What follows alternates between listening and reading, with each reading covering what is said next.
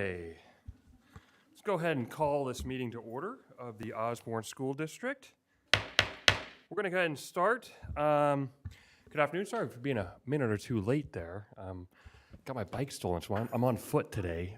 So it's all good. Don't cry for me. I made it here just a minute or two late. My apologies. We're going to go ahead and start with the Pledge of Allegiance, Land Acknowledgement Statement, and School Presentation. And we have our wonderful principal at Encanto Elementary, Felipe Carranza. Come on up.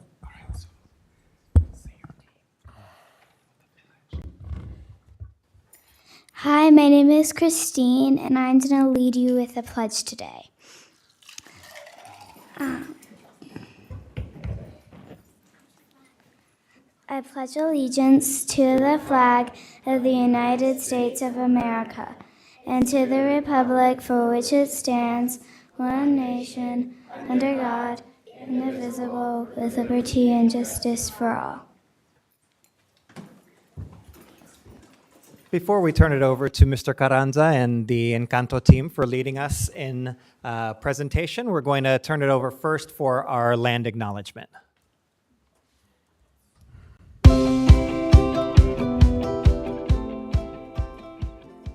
Arizona is home to 22 tribal nations. Osborne School District is situated on the homelands of the Akama, Oldham, and Pequot people. Osborne School District recognizes the original inhabitants of these lands and recognizes they still reside throughout the city of Phoenix, and we recognize their wisdom, impact, and generosity towards us. Osborne School District is surrounded by the original Salt River canals that were constructed by the ancestral Solan desert people, the Huhugam. These canals created a livelihood for the people and are still in use today. We acknowledge the modern indigenous people that inhabited this area as well as their Sonoran Desert ancestors, the Huhugam.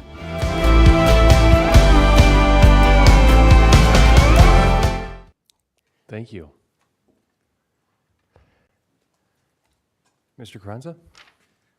Good afternoon, Mr. President, members of the board, Dr. Robert. It is a great pleasure to have our presentation. Thank you for honoring us with this. And I'm immediately going to hand it over to our two efficacious student council advisors, Ms. Ashley Getter and Ms. Nayeli Sanchez. Hi,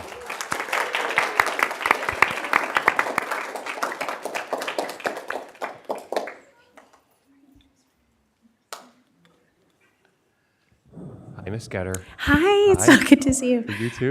Ms. Getter, first grade teacher. I am one of the Encanto Student Council advisors. We're so excited to have it up and running again this year. We have a presentation for you. Hi, my name is Christine.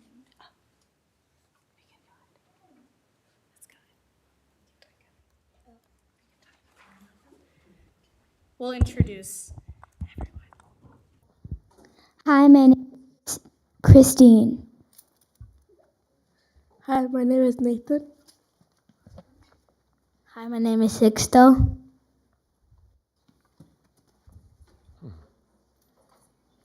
Hi, my name is Natalie.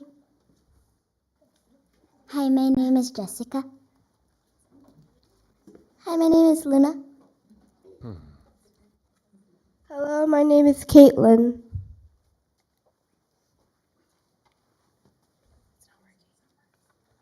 And hello, I'm Maestra Sanchez, also a student council advisor.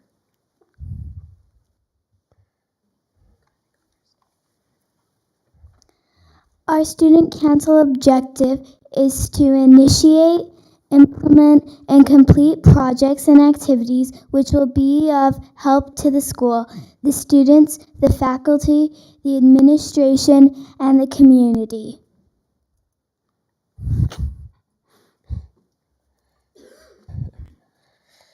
We meet every other Thursdays. During our meetings, we brainstorm ideas. We vote on the ones we want to implement.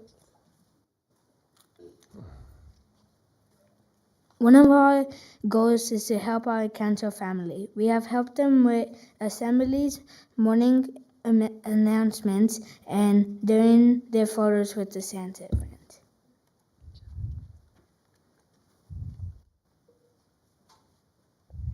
We are also fundraising. We are selling snacks during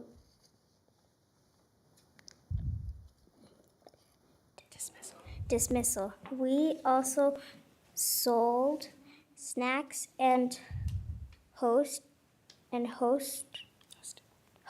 a game of spin the wheel during our sweetheart dance.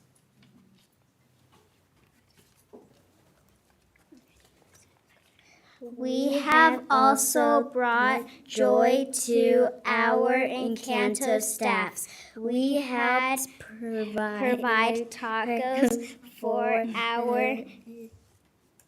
for them during our Spirit Week. Yum.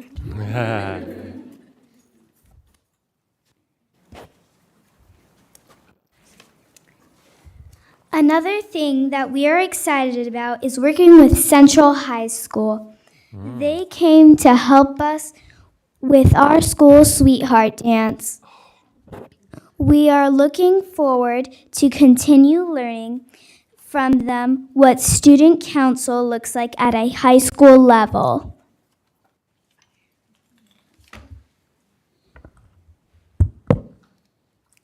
Hi, my name is Jasmine. I'm a sophomore in our student government program. Hi, my name is Marie, and I'm student body secretary at Central, and I'm a junior. About 2 weeks ago, we came over to Cano to help out with their Valentine's Day dance, and it was a great student mentoring opportunity to connect with the children and kind of show them what it was like to prepare for their own upcoming dance. And we would love to take this opportunity for them to come to Central and to see how we run our student government, since we are doing a couple events in the near future, and it would just be a great opportunity to see how we run our student government. Thank you. Thank you.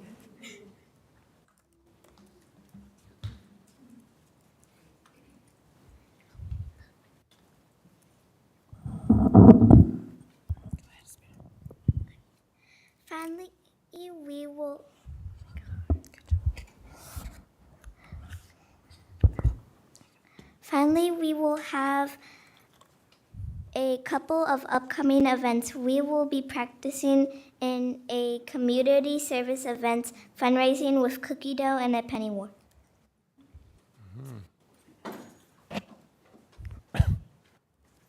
We will be reading to our kindergarten classes during Read Across America and planning the first ever third grade graduation.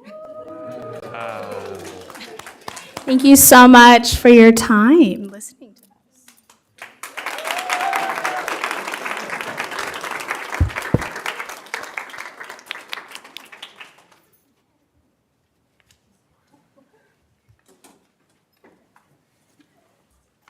Can we please give our third graders another round of applause?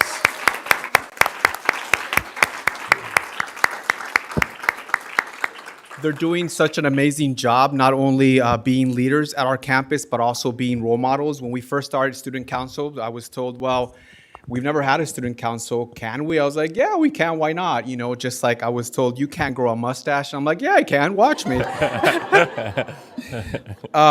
So we're very excited for the things that they're doing. And again, not only are they leaders, but they're modeling our core values at Encanto.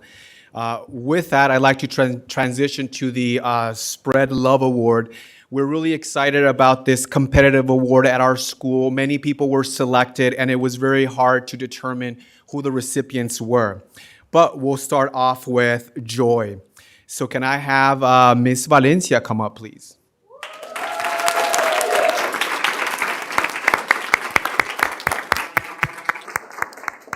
As you know, there were so many kind things said about Ms. Valencia, which I agree. We define joy as we seek hope, beauty, and fun in every day. And Mrs. Valencia was nominated, and the words were said, Ms. Valencia is an extraordinary human. She always has a smile on her face. Whenever I talk to her, I feel better because of her enthusiasm. And I completely agree. If you ever get the opportunity to talk to her, whatever it is that you're going through, not that she's gonna say it's gonna be all right, but just her energy and the way that she listens is amazing. And so I am honored to present to you the Joy Award.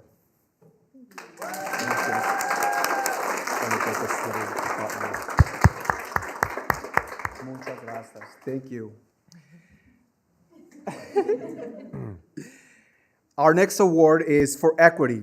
So we define equity as we model the justice and opportunities we expect in our community. Can I please have Ms. Jody Enriquez come up here?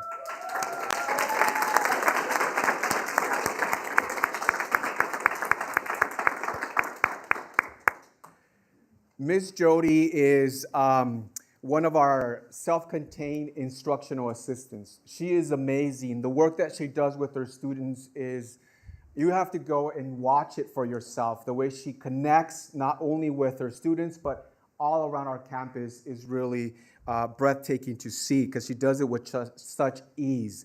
A lot of people nominate her again, and I wanted to capture what someone said, which is Jody is fully dedicated to supporting her students. She understands that even though she works with students who are labeled with cognitive disabilities, her students are capable of performing and growing. This is the definition of equity, ensuring that all students receive what they need to be successful. So you truly embody equity, Ms. Jody. Thank you so much for all you do.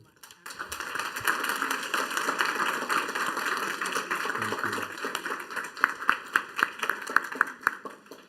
Our next nominee got multiple nominations, so of course, yeah, it goes to her, right? It's Miss Pavlicic. Can you please come up here?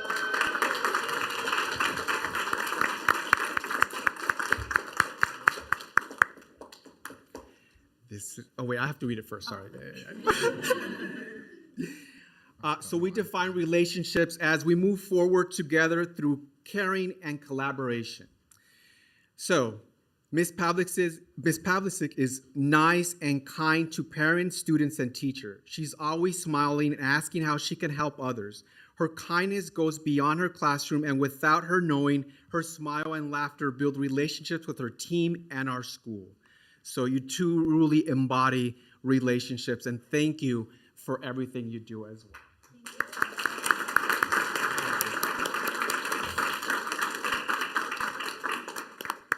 Side note, she is an avid sports fan and participant, and she had to use a little walker, and every time you saw her on campus, if you were on our campus, you'd be zooming by in her wheel, building those relationships, so thank you.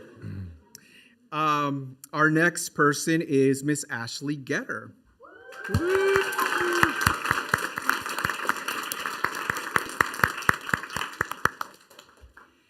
So we defined growth. We try new things, staying flexible and curious. We can be better tomorrow than we are today. So many nominations as well. She inspires her team with creativity and expertise, with computer skills and more. Her students are learning, and we can see growth in her classroom. Ashley goes above and beyond to make sure that her students are always engaged and excited about learning. All of these are very true things, and thank you for all you do.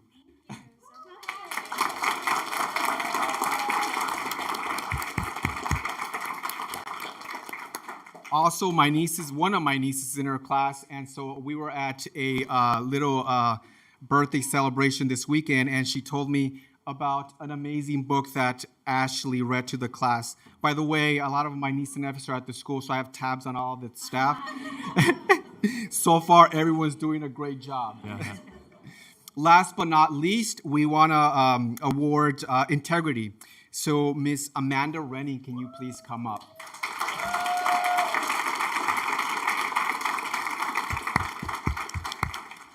So we define integrity by we do the right thing even when it's hard. Amanda is one of our amazing leaders on campus. She is part of our leadership team, and so she leads 5 of her colleagues, and we sometimes ask things of her, or I ask things of her that are difficult. There were many nominations and, many descriptions of why you should receive this award.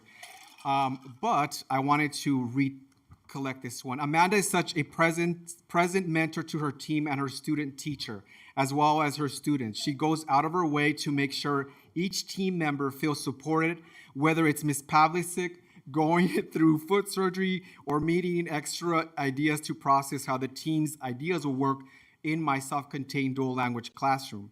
She never talks badly about any of her colleagues and is impeccable with her word. She is a model for how to handle surprises with grace. There's a lot of surprises. She also is committed to conscious discipline as a way to build relationships with challenging students so that she can treat them with respect too. She goes to extra conscious discipline trainings, is on the conscious discipline committee, and earns grants to fill her safe space with supported resources. Amanda absolutely deserves to be recognized for her commitment for integrity with everyone in the Encanto community. I completely agree, and congratulations, well deserved.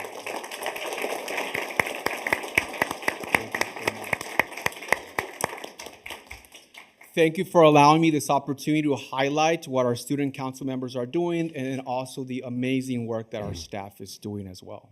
Thank you so much. Don't leave yet. Just want to see are there any questions. But before we get into that, I gotta say, I got a couple of spies over there myself. Yes. My 2 girls over there at Encanto, and just this year especially, just been phenomenal with all of the activities. I gotta say, student council, you do a fantastic job.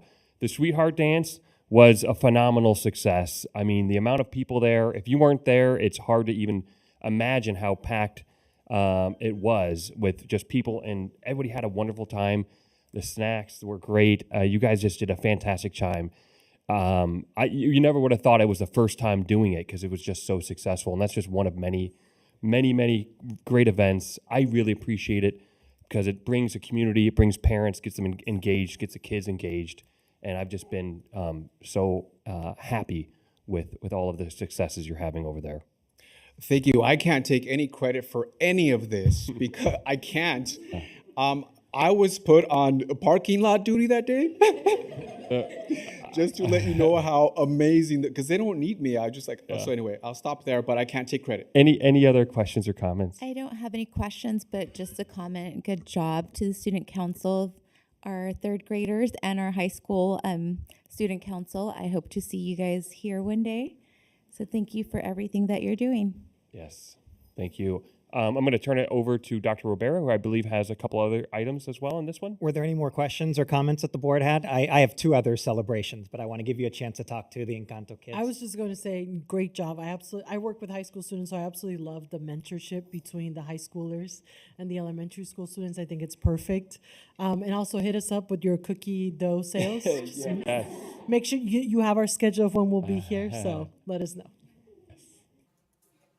I just want to say I love everything I'm hearing so far today, from the student council to the award recipients. I also have to echo what Violetta was saying about the connection between the high school and the student council at Encanto. Being that I work with the Stugo at my high school a little bit, it's awesome to see that they're involved here. So thank you. Thank you all very much. Thank you.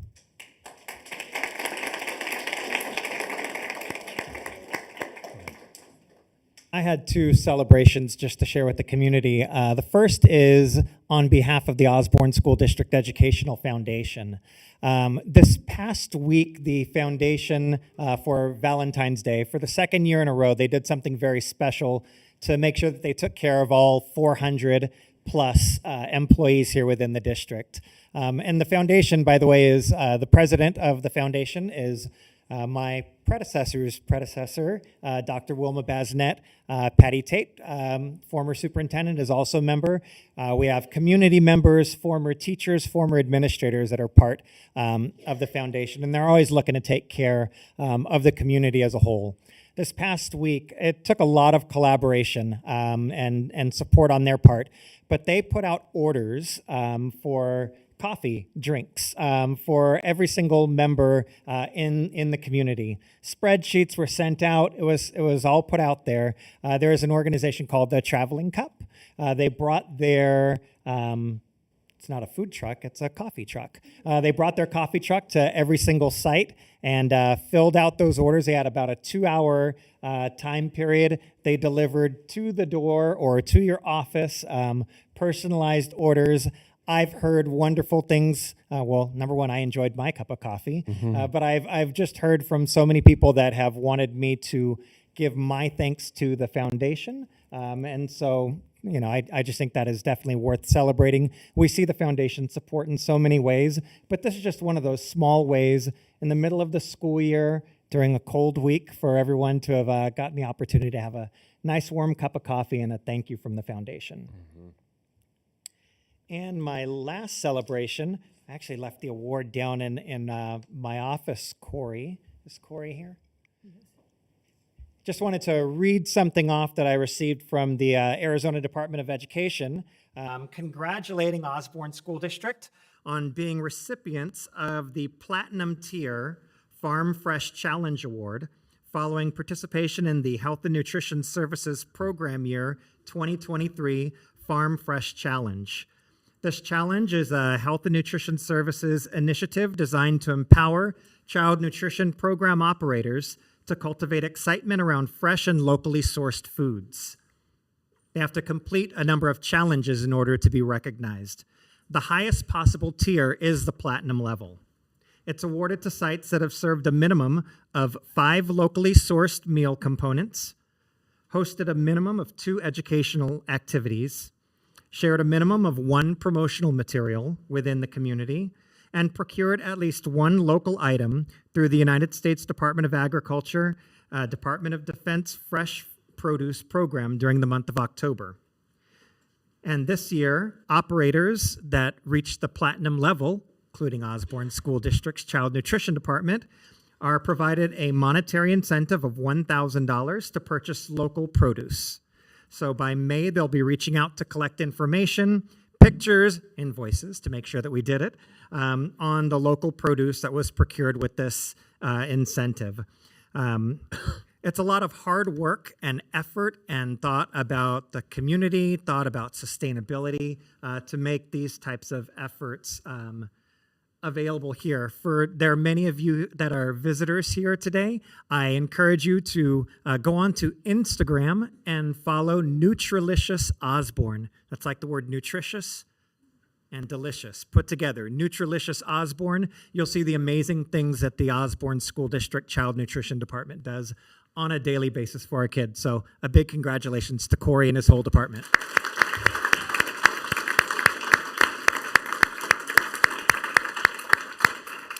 Mr. President, that is all 4 celebrations today. Wonderful. That's a lot to celebrate. We're going to take a very quick break. It's 5:55 right now. We're going to come back to the board meeting at 6 o'clock. We just want to give folks a chance to come out. Brendan's giving me the eyes like he wants to take some photos of our award recipients. Brendan, where do you want them at? Outside? Just right out here in the foyer. If our award recipients could come out right to the foyer. So we'll just give a couple of minutes to do that. We will just take a temporary break and come back here at 6 o'clock. Congratulations, everyone.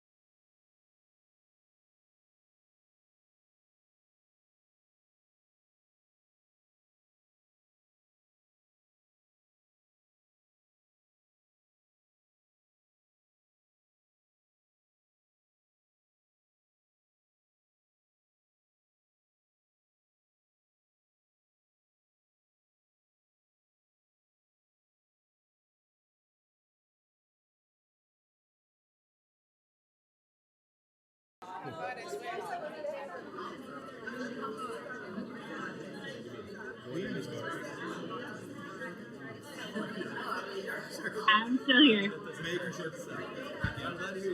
Give it a 3.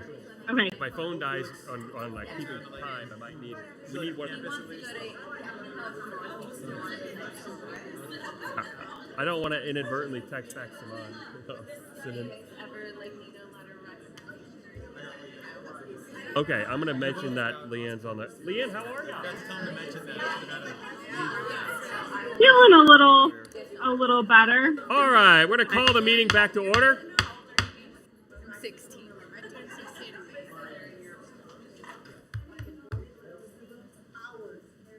Oh, you're right. It's a wonderful thing. I love it. It's a wonderful thing.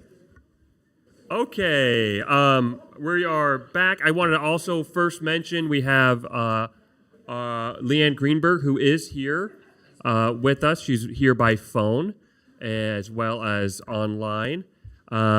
She couldn't make it here today. She's under the weather. We appreciate her not spreading any germs here to us. So thank you so much, and we appreciate the opportunity to participate via phone. Thanks, Leanne. Can you hear us okay? Yes, thank you. Okay, and we can hear you loud and clear, so thank you so much. Appreciate you being here. Okay, we are back, and next on the agenda is consent agenda.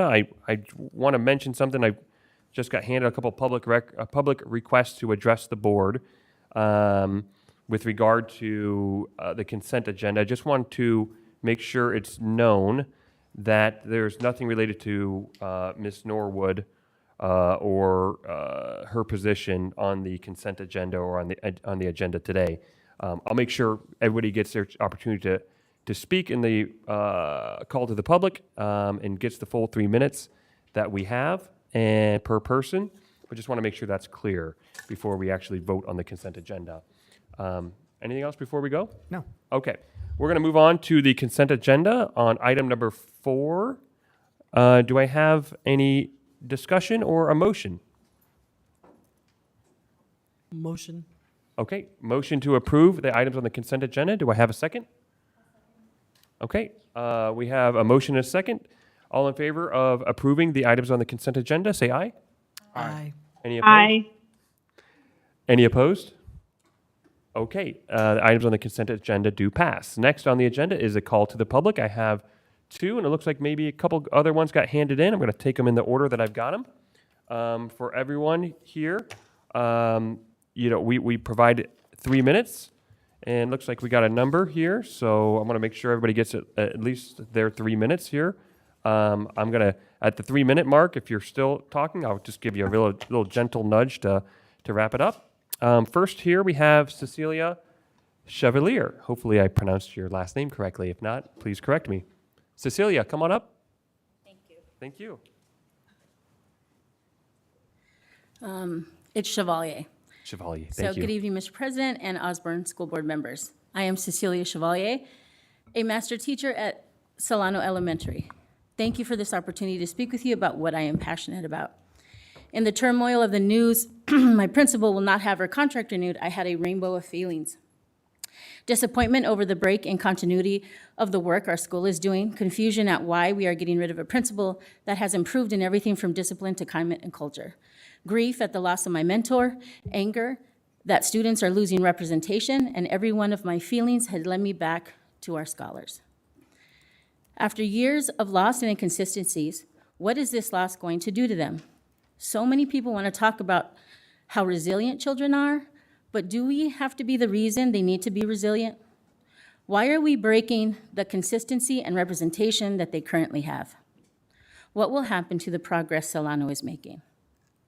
I am not here to ask you to keep Lisa Norwood in her role as principal of Solano Elementary, even though I know, given more time, she can surpass any and all expectations. I am here to ask us as a district to reflect on why. Not just why we are okay in disrupting so many lives, kids, parents, teachers, and staff, or why we are making huge changes based on a few voices, but collectively, what is our why? Why are we here? I am here to do what's best for learners in whatever role I am placed. In deciding what is best for them, I look at my targets and data and reflect. Where do we want to be? What are our goals? Where are we now? What does the data say? Who's getting it? What's next for them? Who doesn't get it, and how do I support them? Are we asking these questions as a district? Do we know what our goals are? Have they been communicated clearly to every campus and every staff member? Do we know, and how do we know that? Where's the evidence? Where are we? What does our data say? What data are we looking at? And is it the right data? Who needs our support? Do we have the resources to help them? If not, where do we find them? In order to give our students the absolute best we can, we have to ask these questions. We have to sit in the uncomfortableness of the data, be wise enough to know what resources we lack and go get them. And brave enough to have difficult conversations with parents, colleagues, and staff around the data, roles, and the direction of our schools and district. We all have our own reason for being part of the education of a child, but ultimately, it is about our scholars. They should be on the forefront of our minds as we make decisions. Do we have the courage to set aside our egos and politics and make the best choices for our students? I hope the answer is yes. Thank you. Thank you. Have Maria Isabel Jordan. Thank you. Thank you. I'm going to be quick since you only giving me 3 minutes. I'm here on behalf of my friends, my colleagues that are very concerned about the decision that is being taken. Our district was founded in trust, belonging, resilience, evidence, and collaboration. It's the foundation that Ms. Norwood has brought up from day one. I came to work at Solan about 3 years ago when the school was starting to come up afloat. And all of a sudden, we got hit by the pandemic. And then we got all these problems with the pandemics, psychological problems and all that. I'm going to read a letter that I wrote to Mr. Robert because I feel like Ms. Norwood has done so much work for our community. She has given so much to the parents, to the students, and all she's been doing from day one since I got to know her is push education, push love for the children. She never believed that the old-fashioned way of treating our students would be the right way. Punishing the children, that was not acceptable. She insisted that we should learn about conscious discipline so we can address the children with love and respect, so we can ourselves look inside how we feel about education. This is the job of a very strong woman that came to work at Solano as a principal. I was so shocked when I hear that she was, not given an opportunity by next year, because she went through a lot. She went through a lot to keep us on track. There are many people out there, many teachers that are resisting the change. Why? Because they don't want to do the work that they're expecting to do. I'm an assistant. I'm a certified, emergency certified teacher. I am so proud to be working under the direction of Ms. Norwood. I never saw a woman with such a leadership, such a responsibility, such a sense of planning, supporting, bringing education to us. And not only from the top, she went to the bottom. She went to the assistant level so we can all collaborate, so we can all trust in each other. She got rid of gossip. She got rid of things that they were poisoning the school. And I am here to represent the voices of more than 35 people who gave me signature for you to reconsider, because you will not find a principal that does this job on crisis so severe like the ones we just faced. It is unbelievable that after all the work she has said and the foundation she's putting in the school has to be torn apart because we're gonna have a new principal.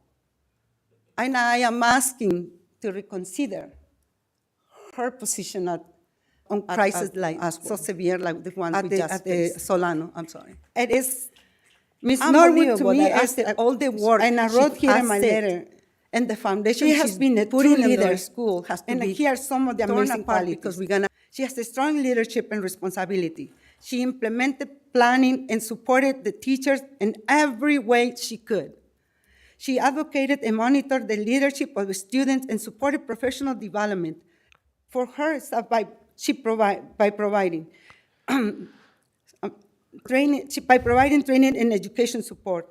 One of her aspects I admire the most is the desire to build a strong relationship. She wants us to connect with each other. Although there are some sadness, anger, and emotional issues due to the pandemic, Ms. Norwood recognized our needs and cared about our faculty. Thank you. Thank you. Please reconsider. Thank you. Next, we have Adora, if I'm reading, Adora Lewis.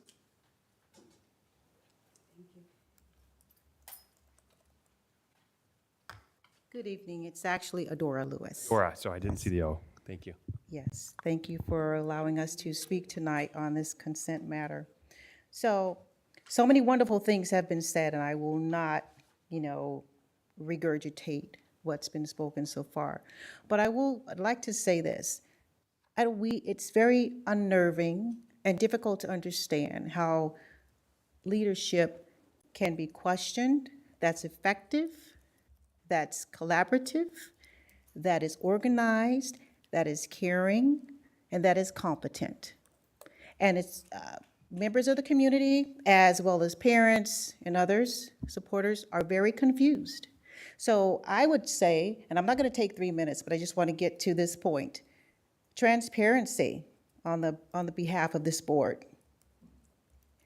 You've heard it, you've seen it. Look at the facts, look at the website, revisit what she's done. She's done a great job, and you can't dispute that. So that's all I have to say, and thank you very much. Thank you, Adora. I have Sandra Bassett.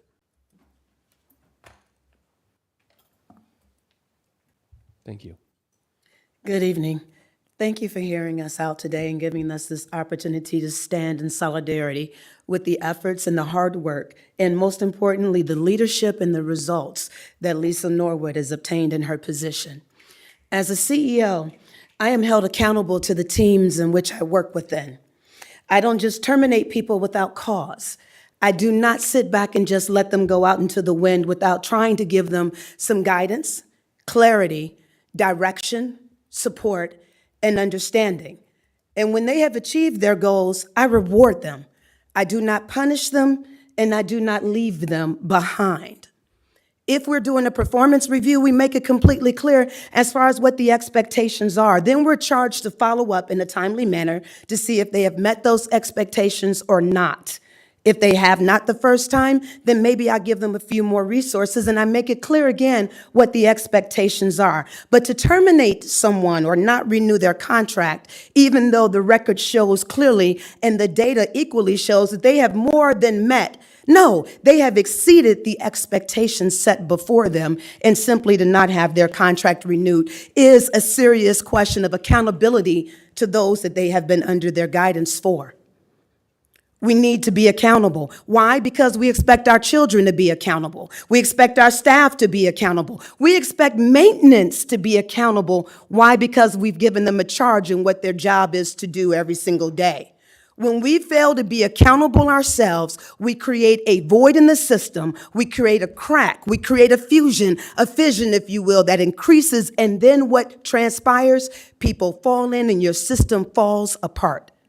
So I charge you today to look at the decision that you've made, to sit back and say, does this decision hold water for everyone else that is underneath my guidance, my direction, my level of accountability? And if you find that it does not hold water, then patch it, fill it again, and allow the right thing to be done. I hold each and every one of you today accountable. Thank you.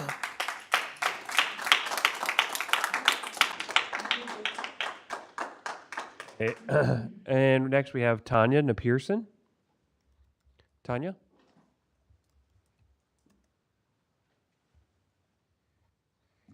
Hi. Good evening, President. Good evening. Board members.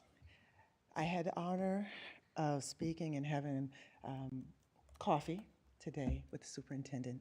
And I had the honor of saying, let me understand why we are not at the same place, why most of the teachers want her to stay, and where do we have a misunderstanding? And in our conversation, and trust me, it was a beautiful conversation, I enjoyed it, it came to my attention that it was not necessarily performance-based. It was not necessarily what was not achieved, but perhaps personality, perhaps someone else coming through wanting that position, and I'm just putting it out there. But I follow up with everything that's been said by stating two things. First, I do not accept the resignation. I do not, as a community member and as a mother, I do not accept the resignation because there's so few teachers and administrators out there giving their all. To lose one is devastating. Secondly, if we go through and reevaluate what has happened, we need to stand on the ideals of what's good for one is good for all, okay? So if we're going to say that these are the standards that we're going to judge one by, it must be not only documented, and that's huge, documentation, but it must be visible. It must be not done in the dark, but done in the light. And as I leave, as I conclude, I know I have 3 minutes, I will be following up with each and every one of you because I know this is not a talkback time. And I know this has been pushed to another board meeting when you guys will be in closed session. But I do believe the story needs to be told. The conversations need to be had. Before and I'm not Miss Norwood, but before I turn around and say I'm okay with what's happening here as a community member, I need to know that each and every one of you have full sight of what's going on.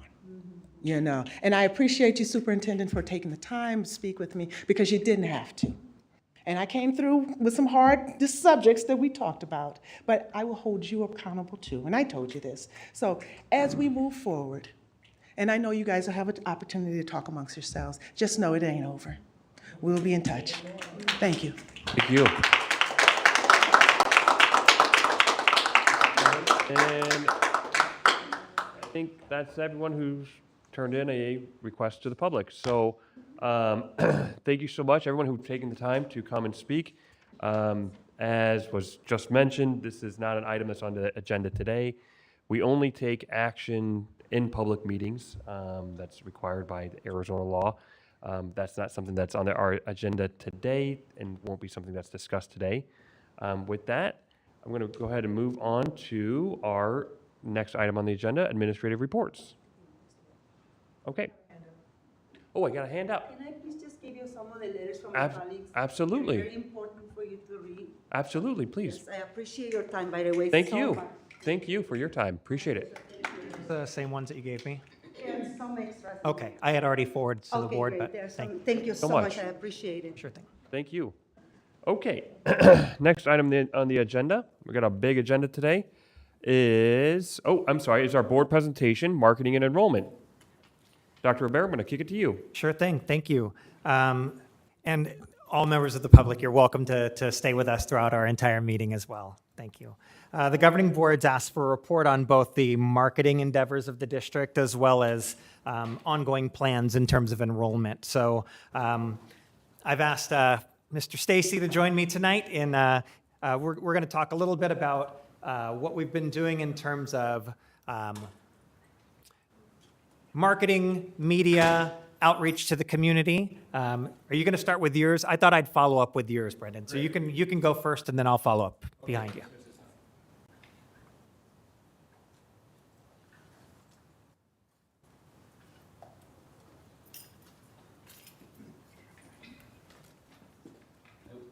See, I also have to change the camera. Pulling double duty today, maybe triple duty with the photography duty. Presenting. 95% sure it's on the tall people version of the camera. So that's not for me. But hello, I'm Brendan Stacy. I'm our marketing and media coordinator for the district. And I just appreciate you giving me the opportunity to come talk about what I've been doing this year, what our vision is for the upcoming year as well. And so I just want to give you an update on where we are. So first of all, before we get into any of the other stuff, I wanted to kind of explain the approach that we're taking. This is not an unusual thing. It's very common in marketing to talk about a funnel. How do you take people from the outside and bring them on into the inside? And so The four levels that I really kind of talk about are awareness, consideration, conversion, and then loyalty. Awareness being like our brand is recognizable, the community knows that we exist. Consideration, the community has a positive view of Osborne and considers enrolling, applying, supporting, whatever their capacity is. Conversion being community making the choice to join Osborne, and that could be in several different ways. And then our loyalty and advocacy being our community members are advocating for Osborne, encouraging others to support, enroll, apply as well. So wanted to look through all of this, and I'll be fairly brief. I talk quickly, but through this sort of lens. So the first thing I want to point out is that there are four kind of venues that I've been working in this year, which is brand awareness, community connections, increased usability, and then boosted enrollment. And we'll talk about each of those in brief here. The first one being brand awareness. So I know it seems a little strange to call it a brand, but Osborne is, we have a brand and we want it to be present in the community.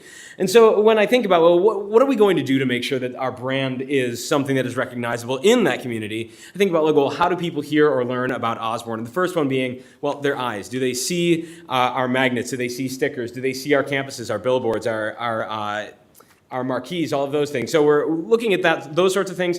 Search engines. I've been working at making sure that anytime someone searches one of our schools, the things that come up are positive. The things that come up are actually our campuses, because we had an issue with that as well. So that gets into the metadata behind some of our web pages. So we're working at that. Community events. Don't really have to explain that. The Osborne Reporter, you're probably well aware of what that is. Word of mouth we'll talk about in a little bit when we talk about community connections, but the big one, and what Dr. Robert and I have talked a lot about, is our presence on social media. So let's take a look at that really quickly. So there's a few metrics, there's a lot of metrics that you can use to analyze how well our social media is performing. Our scale is small. We're a small district in Central Phoenix. We're not Facebook. We're not Walmart. We're not any of those. We are, but what we're doing is trying to grow our following no matter what. And so if you look at these numbers, following is not really something that I always really care about. Following doesn't indicate decisions being made. It's just people that are like, oh, I am usually parents or whatever. We see a lot of 25 to 55-year-old women being mostly our followers, primarily. Meta only breaks it down by women and men for some reason still. So we have this odd sort of dichotomy between the two. However, we can see that our following on Facebook at the beginning of the year was 987. We're up at 1,200. 252, we've almost doubled our Instagram following since the beginning of the year. This is the second metric that I wanted to show is the number of visits to our Facebook and our Instagram pages and profiles. These are up actually over, well, it's tough with Instagram just because we had basically nothing on our Instagram before. So we're up over, well, it says 100%. We're up quite a bit, but our Facebook was actually very well attended before even, and we're up 150% off of where we were. And this graph is just basically showing August to now, so the school year. So if we look at the 21-22 school year, the light blue is the 22-23 school year, and we're up 154% on our page visits. And then this is the one that really matters. Reach is essentially, when we talk about reach in social media, is how many unique accounts are seeing our content. And this year alone, we've got 46,000 accounts that have viewed our content, and that is up actually over 300% from last year. So as we look at the visibility, just our brand recognition, if you will, we're starting to get a lot more traction in the community. Some of that is paid. A lot of it is unpaid. Again, that blue line you can see as we've gotten in toward February, whereas we're getting into a lot of our paid advertisement. We're getting a lot of eyes on our stuff. And so that's just an update on where, you might see a lot of stuff coming out. That's an update on where we are right now. And then also, just a celebration, we just launched our TikTok a few weeks ago. We're TikTok noobs, and so we just got our first 1,000 plus view TikTok, which is like a big deal because we got like 28 followers right now. So, and it was Dr. Robert doing his Mike on the Street thing. If you haven't seen it, go check it out. I got to say, I went on to the Encanto campus the other day. I was principal there for 10 years. I walked on campus, and 2 second grade girls walked up to me, and they're like, "Are you the guy from TikTok?" Wow, that's great. So, 1,000 views. Take it where I can get it. Yeah. We're not exactly influencers right now, but people are watching our stuff. And so it's just fun to see like how people are interacting with our content. So the next one is community connections. And so we just moved from awareness over into our consideration piece. how are we getting people in our community to even consider joining the Osborne family? So the first, just to kind of breeze through these, I've gotten a lot of opportunities to meet with neighborhood associations. So I've gone to meetings and presented with them, and always looking for those like, oh my gosh, I didn't know that. Wow, Osborne has that. Get a lot of those. It's just a matter of like telling people what we have, because we have good things. We got an opportunity to run a drum circle at a GAIN event with Ms. Gummy Bear from over at Longview. So that was a lot of fun, but connecting with the Historic Neighborhood Coalition, and we just recently, based off of one of those neighborhood associations, got a connection with the AZ Sustainability Alliance, who's going to be putting, free of charge, they're securing funding to put dozens of trees all over our campuses and do community planting events and things like that. So really excited about some of those. And then obviously, Mike on the street, just getting out there with Dr. Robert, talking with families, talking with parents, getting a face in the public. Now, in the future, some of the things that we're looking at, this is coming up, the real estate apartments, condos, we're going to be getting print media into real estate, into the hands of real estate agents, into lobbies and, community centers and apartments and condos, just to show like what we have available. We'll be getting dual language pre-K Montessori, middle school, and just Osborne flyers out there. And then also look at business partnerships. That's down the road. That's a big focus of mine for next year. It's just a lot for this year. So increased usability. This is now going from, okay, these people are interested. Are we converting those people that are interested into actual users of our school district? And so are we converting them into students, into employees, and into volunteers? So in terms of usability, there's a book that I read at the beginning of the year that has been really helping me to focus a lot of what we do with our website, which is called Don't Make Me Think. It's just saying, when someone goes to your webpage, do they have to think to figure out where they are going, or are they just able to go like, that? So I just put this on there as an example. This is our old registration page up in the top left corner. You have to read through text, and there's a bunch of links. Kind of converting pages over to hot buttons that are just, okay, I have a new enrollment, I have a returning student, that's it. Okay, just exactly where to go. We're moving in that direction. That's the goal, so that when people are interested, when they express that consideration, if they attempt to convert over to an enrollment, they're able to. So things that we've done, dedicated enrollment channel, so when you go to the page, it's right there. Calendars, that's something that we use our Google Search Console to see, like, what are people looking for? They're looking for the calendar. Can they find it easily? Auto-updating the school calendars from whenever a principal updates their calendar, it goes directly to the website, consolidating channels, busters, a lot of different things we've done on the website, just to make sure that when people come to the website, they are able to do what they need to do, so they're not just scared off by the usability of the website in the first place. So coming soon, actually in the next month, we're going to be overhauling our hiring page. We did an entire overhaul on our enrollment page. Hiring is going to be the next big thing, because that's our next big push. And then we're also going to be working toward video features. So when they go to the page for any of our programs, they can watch a video. People don't read stuff, whether we want them to or not. Just reality is they don't read. So anything we can put in a video or in images, they are about 300 times more likely to actually access the content than if they just had to read it. So, and I did say 300 times. It's 300 times. Okay, boosted enrollment. That's the last piece. This is the one that we're just getting data on now, because we're just getting into enrollment, and we're really just getting into our paid advertisement phase of trying to access the communities and gain their kids. I don't know how to say that pleasantly. Sorry, we're trying to get their kids in our schools. So we have seen a bit of a dip in visits to our social media pages. However, we've seen an increase in visits to our enrollment page.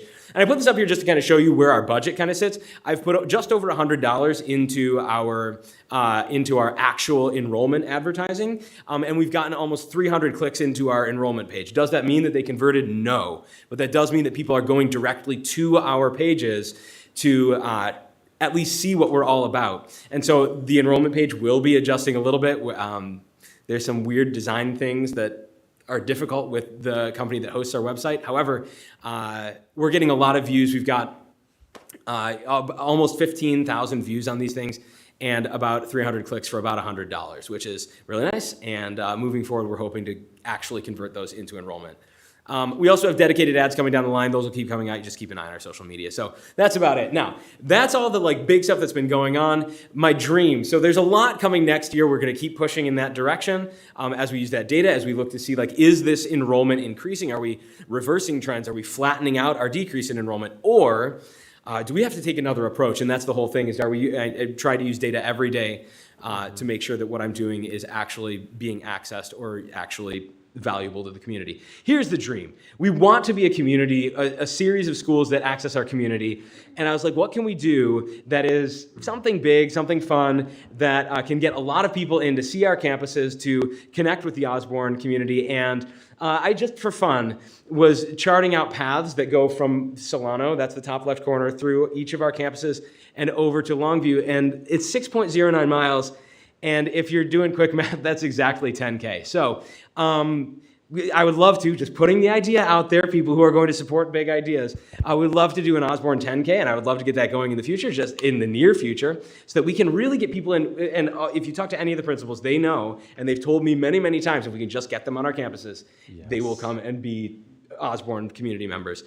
Can we get them on our campuses? Well, we can make them run through our campuses. So maybe, just a dream, just putting it out there. Anyways, that's my presentation. Thank you for listening. Anybody have questions before I sit down and let Dr. Robert do it? Before that, one thing that Brendan and I talked about with that 10K, the district office is actually in the middle, so it's 2 5Ks as well. So anyway, lots of thinking about what can happen. Anyways, yeah. Okay, Brendan, that was fantastic, and it was a lot of content. Sorry I talked so fast. Any questions for Brendan? There is an enrollment side that I was going to present as well, probably about 5 minutes. So if you want to ask marketing media questions now, while Brendan's up here, you can do that. You can let me present the enrollment side and then ask us both questions. How would you guys like to proceed? I was going to ask questions regarding enrollment, but also thank you for the work that you're doing. I've been here for I've known you forever, but I think in this role, you have shined. I have seen how we went from not having any presence to, this amazing presence that you've brought to our schools and our community and all the work that you are doing. I think it takes a lot of work and energy to do all of that, and then to think about 5K, 10K. That's amazing. You have great ideas. And you're a visionary, and I really enjoy seeing all the work that you're putting into it. Just really proud, and just wanted to say thank you. Thank you so much.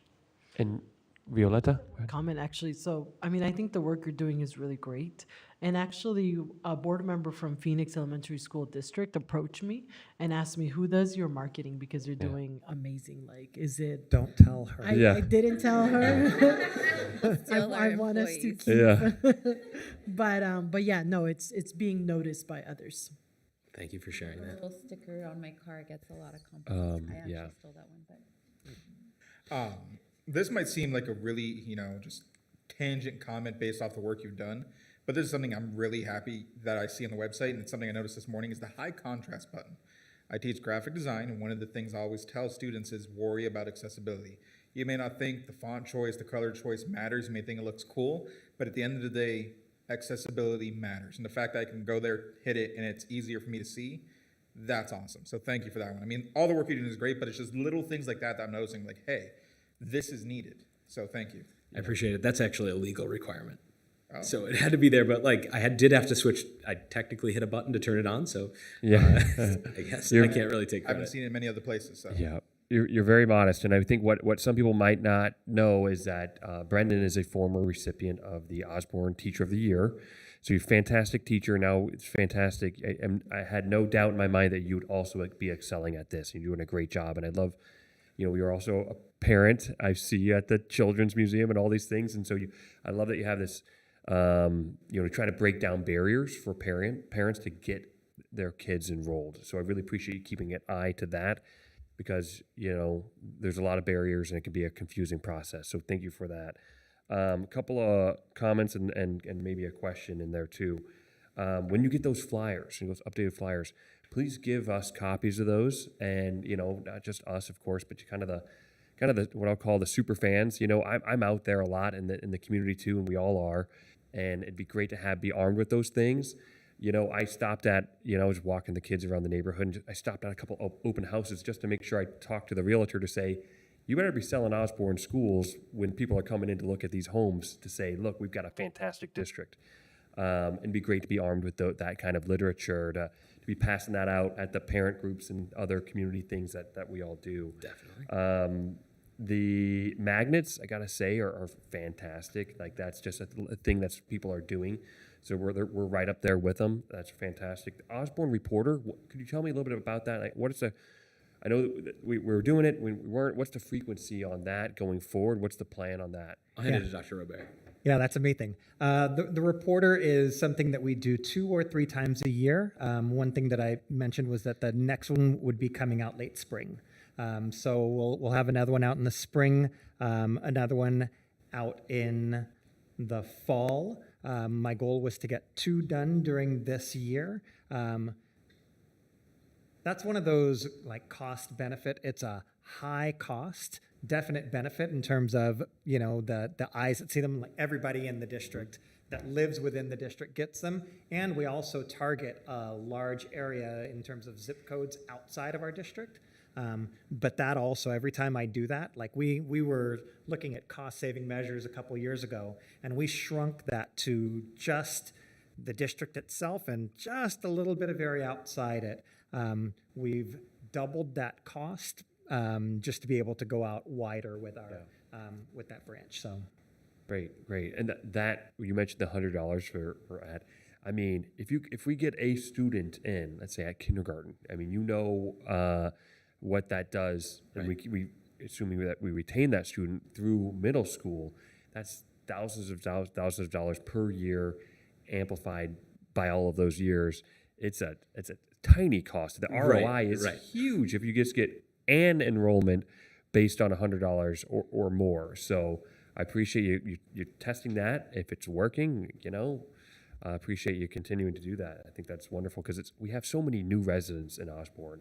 And so it's how do you reach, I mean, the engagement with people who are already kind of engaged with the district has been phenomenal. And that the difficulty is always how do you engage, you know, people that just don't know Osborne yet. Right. I've been impressed and appreciate all the hard work. Well, thank you. Yep. That's nothing else. Dr. Robert, do you want to give the second half of that? yeah, so Brendan's going to run to the back and pull up my presentation. Yep. You can drive for me. Oh, and the 10K, I see you practicing for that already, Brendan. That's a fantastic idea.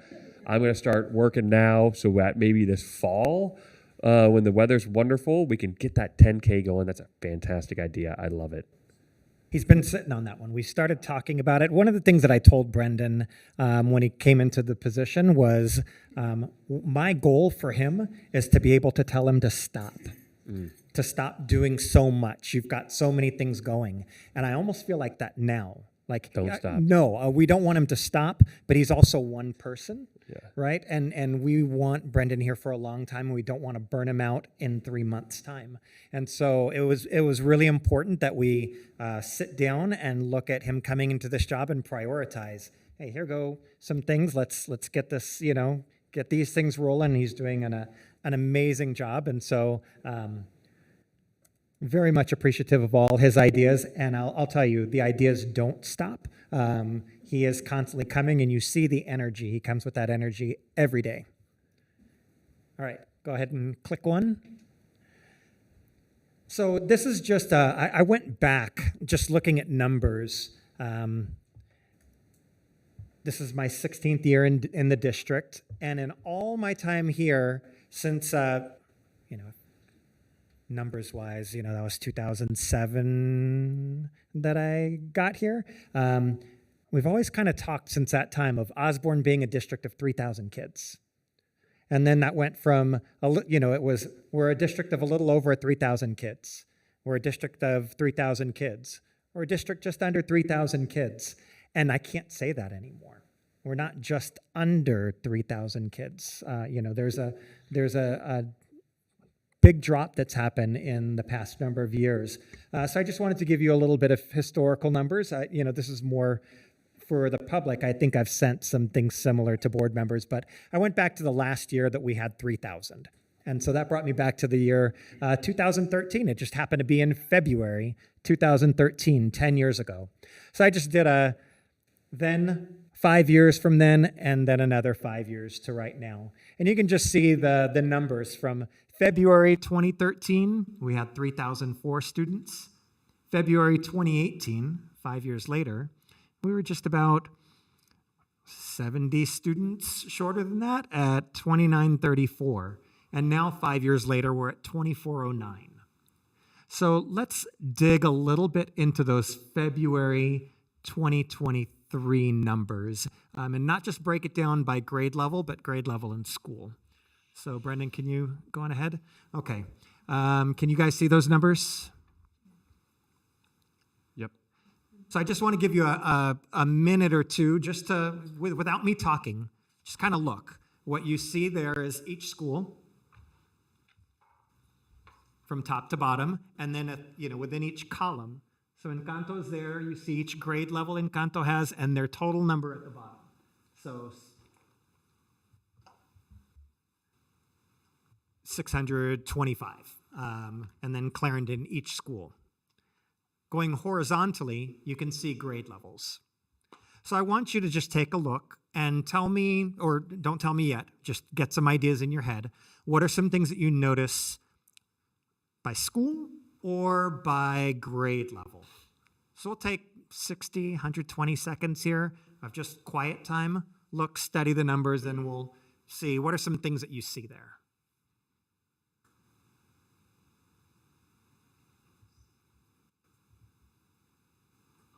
Something to keep in mind, the only numbers that we're projecting up there are numbers that we receive state funding for. So any of the, when you see preschool there, that's our developmental preschool. That's not community preschool. We don't get ADM for our community preschool students.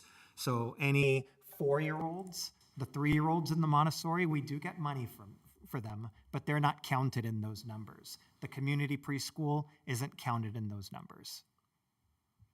The obvious thing is as the grades get into, 7th grade, 6th grade, we're losing students is what it looks like.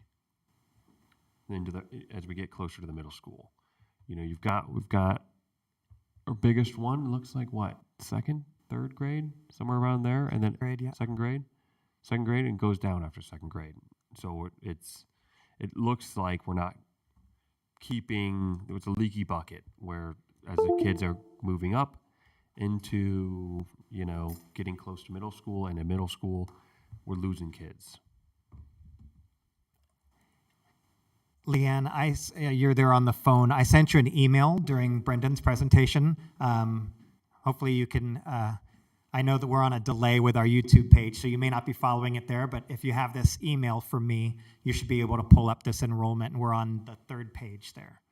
That's just February 2020. Yes, I'm currently looking at it, so thank you. Sure. Any other things you guys notice?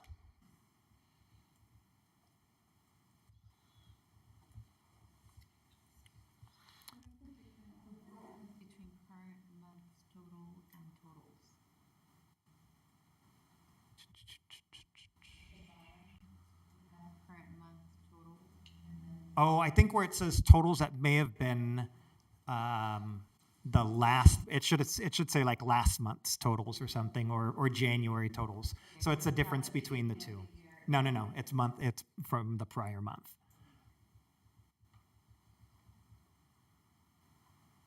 So we can pull back to this page, but if you forward, Brendan, I'll just show you a couple things that I noticed. So one thing that Ed was talking about, lower grades had bigger numbers, upper grades had higher numbers. So that could be one of a couple things. It could be that we had lower cohorts that are moving through the grade levels, or as Ed mentioned, it could be a leaky bucket, that we have bigger numbers at the younger grades, but as they progress through the grades, it drops. So if you look at our numbers in kindergarten, 1st, 2nd, and 3rd grade, if you were to, Brendan, go back one. If you track that all the way across on K, you see there the total number of kindergartners we have, total number of 1st graders we have going horizontally. The numbers in K3 are all 275 and above. The numbers in 4 through 8 are all pretty much like 260 and below. So, again, like Ed pointed out, the higher the grade level you go, the smaller the cohort we have. Go back to that forward slide.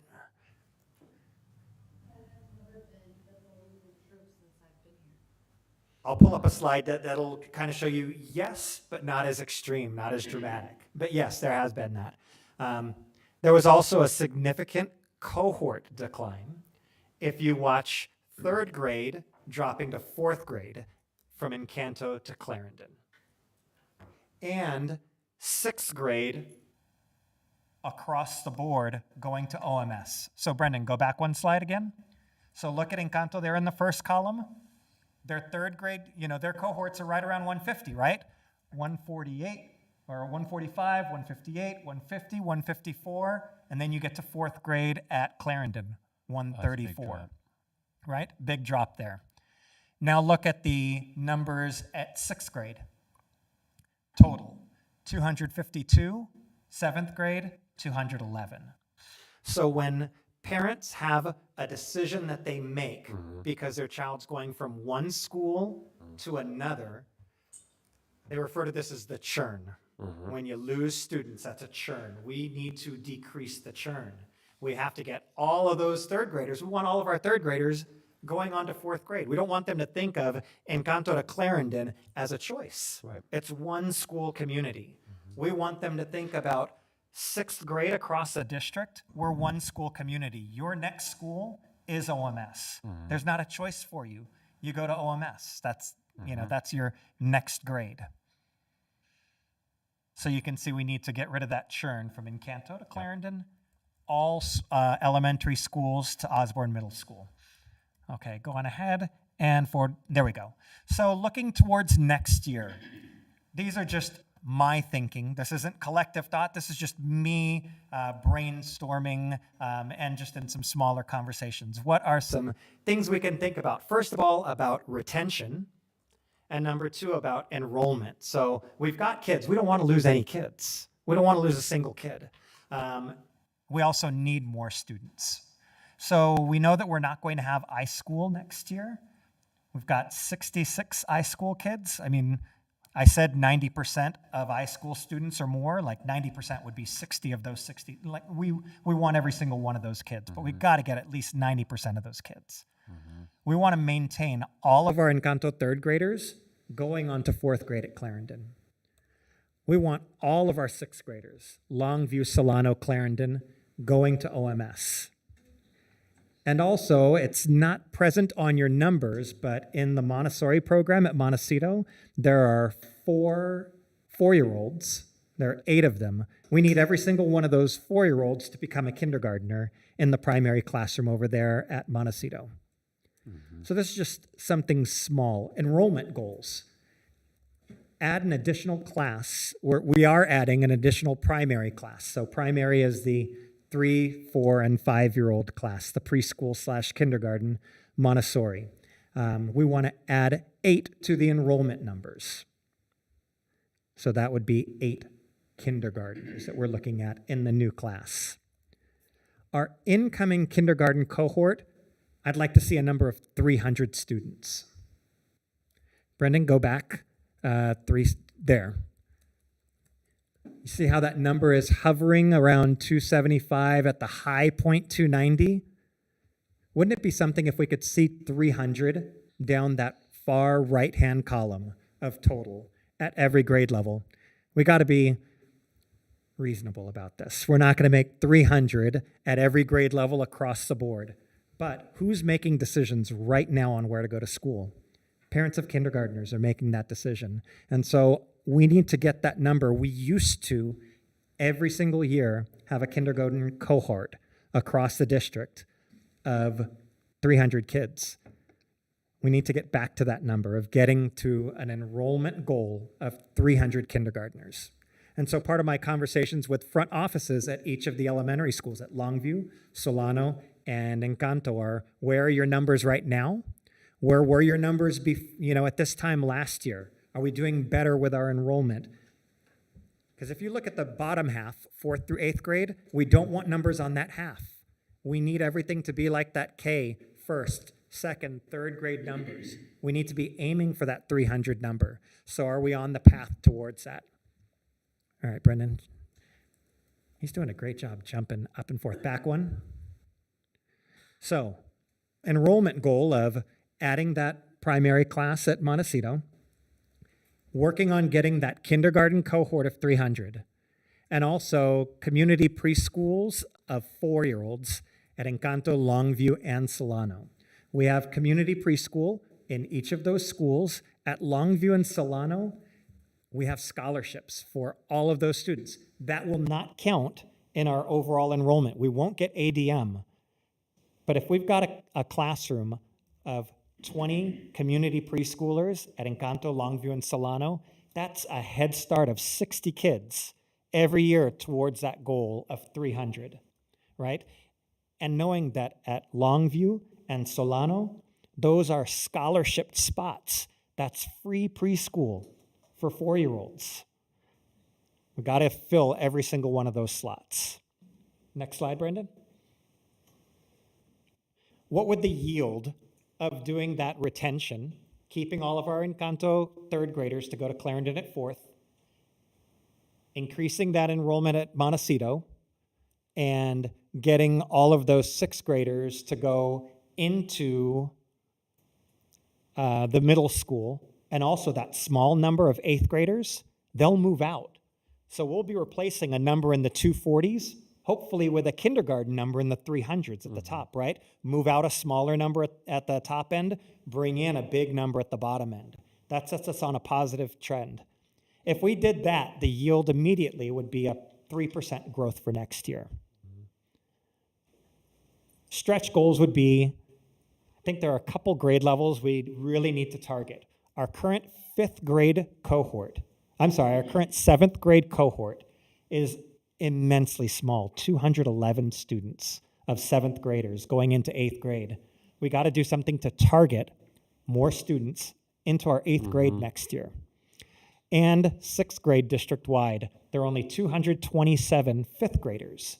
What can we do to get more students to enroll, even if it's just for 1 year, at Longview, Solano, and Clarendon? Knowing they're not making a 1-year decision, they're making a 3-year Osborne decision, right? Even though they're just coming to those schools for 6th grade.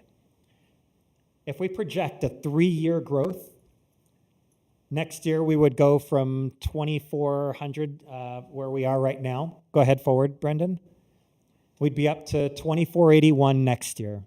Be up to 2,500 and a half the next year. 2,600 the year after that.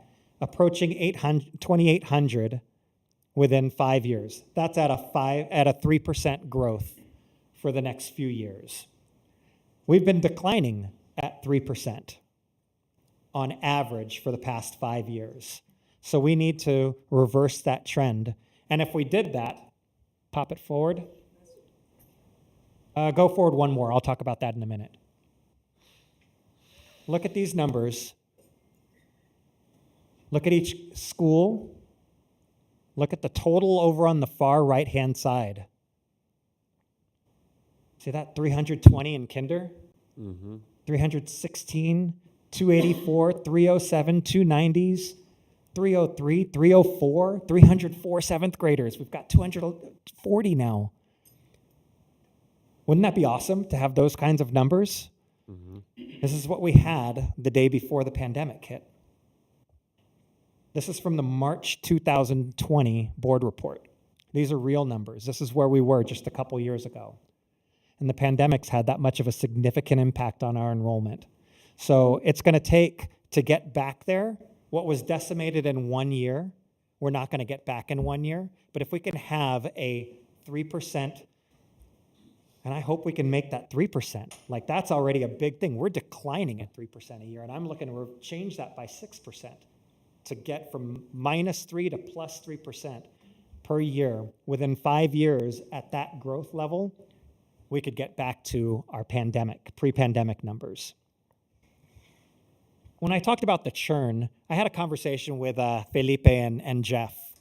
Just what are you doing to get those Encanto students to go to Clarendon? These are all the things that they are doing or going to be doing this year that they've talked about, just to work on that churn. So Jeff is making himself very visible at Encanto events. We're trying to have some overlapping programs. Girls on the Run is happening at both Encanto and at Clarendon. amazing arts and PAC after-school programs. We've got Encanto kids that are interacting with Clarendon kids and hearing about that, it being one school community. There's a future Cougar Day coming up with third graders going over to fourth grade. School tours, this already happens, where the third graders go and get to spend some time in fourth grade classrooms.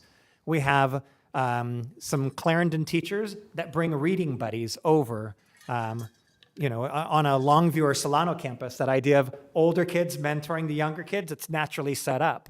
We do it with the older kids from Clarendon coming over to Encanto, not only for the mentoring, but to build that sense of the community. This is one school that you're going to be at. This is who's going to be your teacher in a couple years.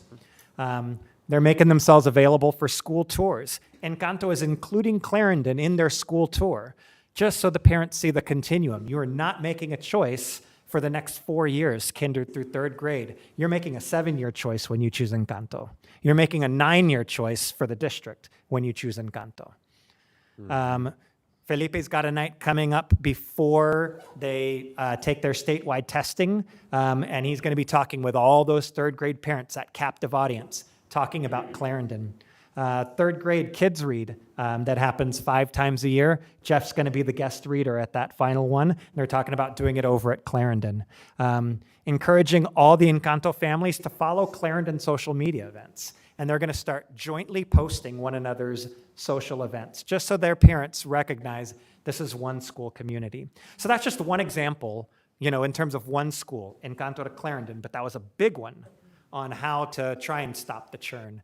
We are having the same conversations about, with the elementary schools, making sure that we stop the churn going, from 6th grade to the middle school. And I think that's it. Forward, and then forward. Is that it? That's all right. Okay. So that's some ideas about enrollment, where we've been and where we can be heading. Thank you so much. There's a lot there as well. I'm going to open it up for questions. The marketing presentation was great. This presentation was great. Since I've been on this board and a parent before I joined the board, these have been the same conversations. I know that the pandemic happened, and it's not just the pandemic, there's also gentrification and other factors impacting our enrollment. Especially, with inflation, families and gentrification, a lot of our families have moved out. That's been the situation for a lot of my son's friends that can no longer afford to live in our district.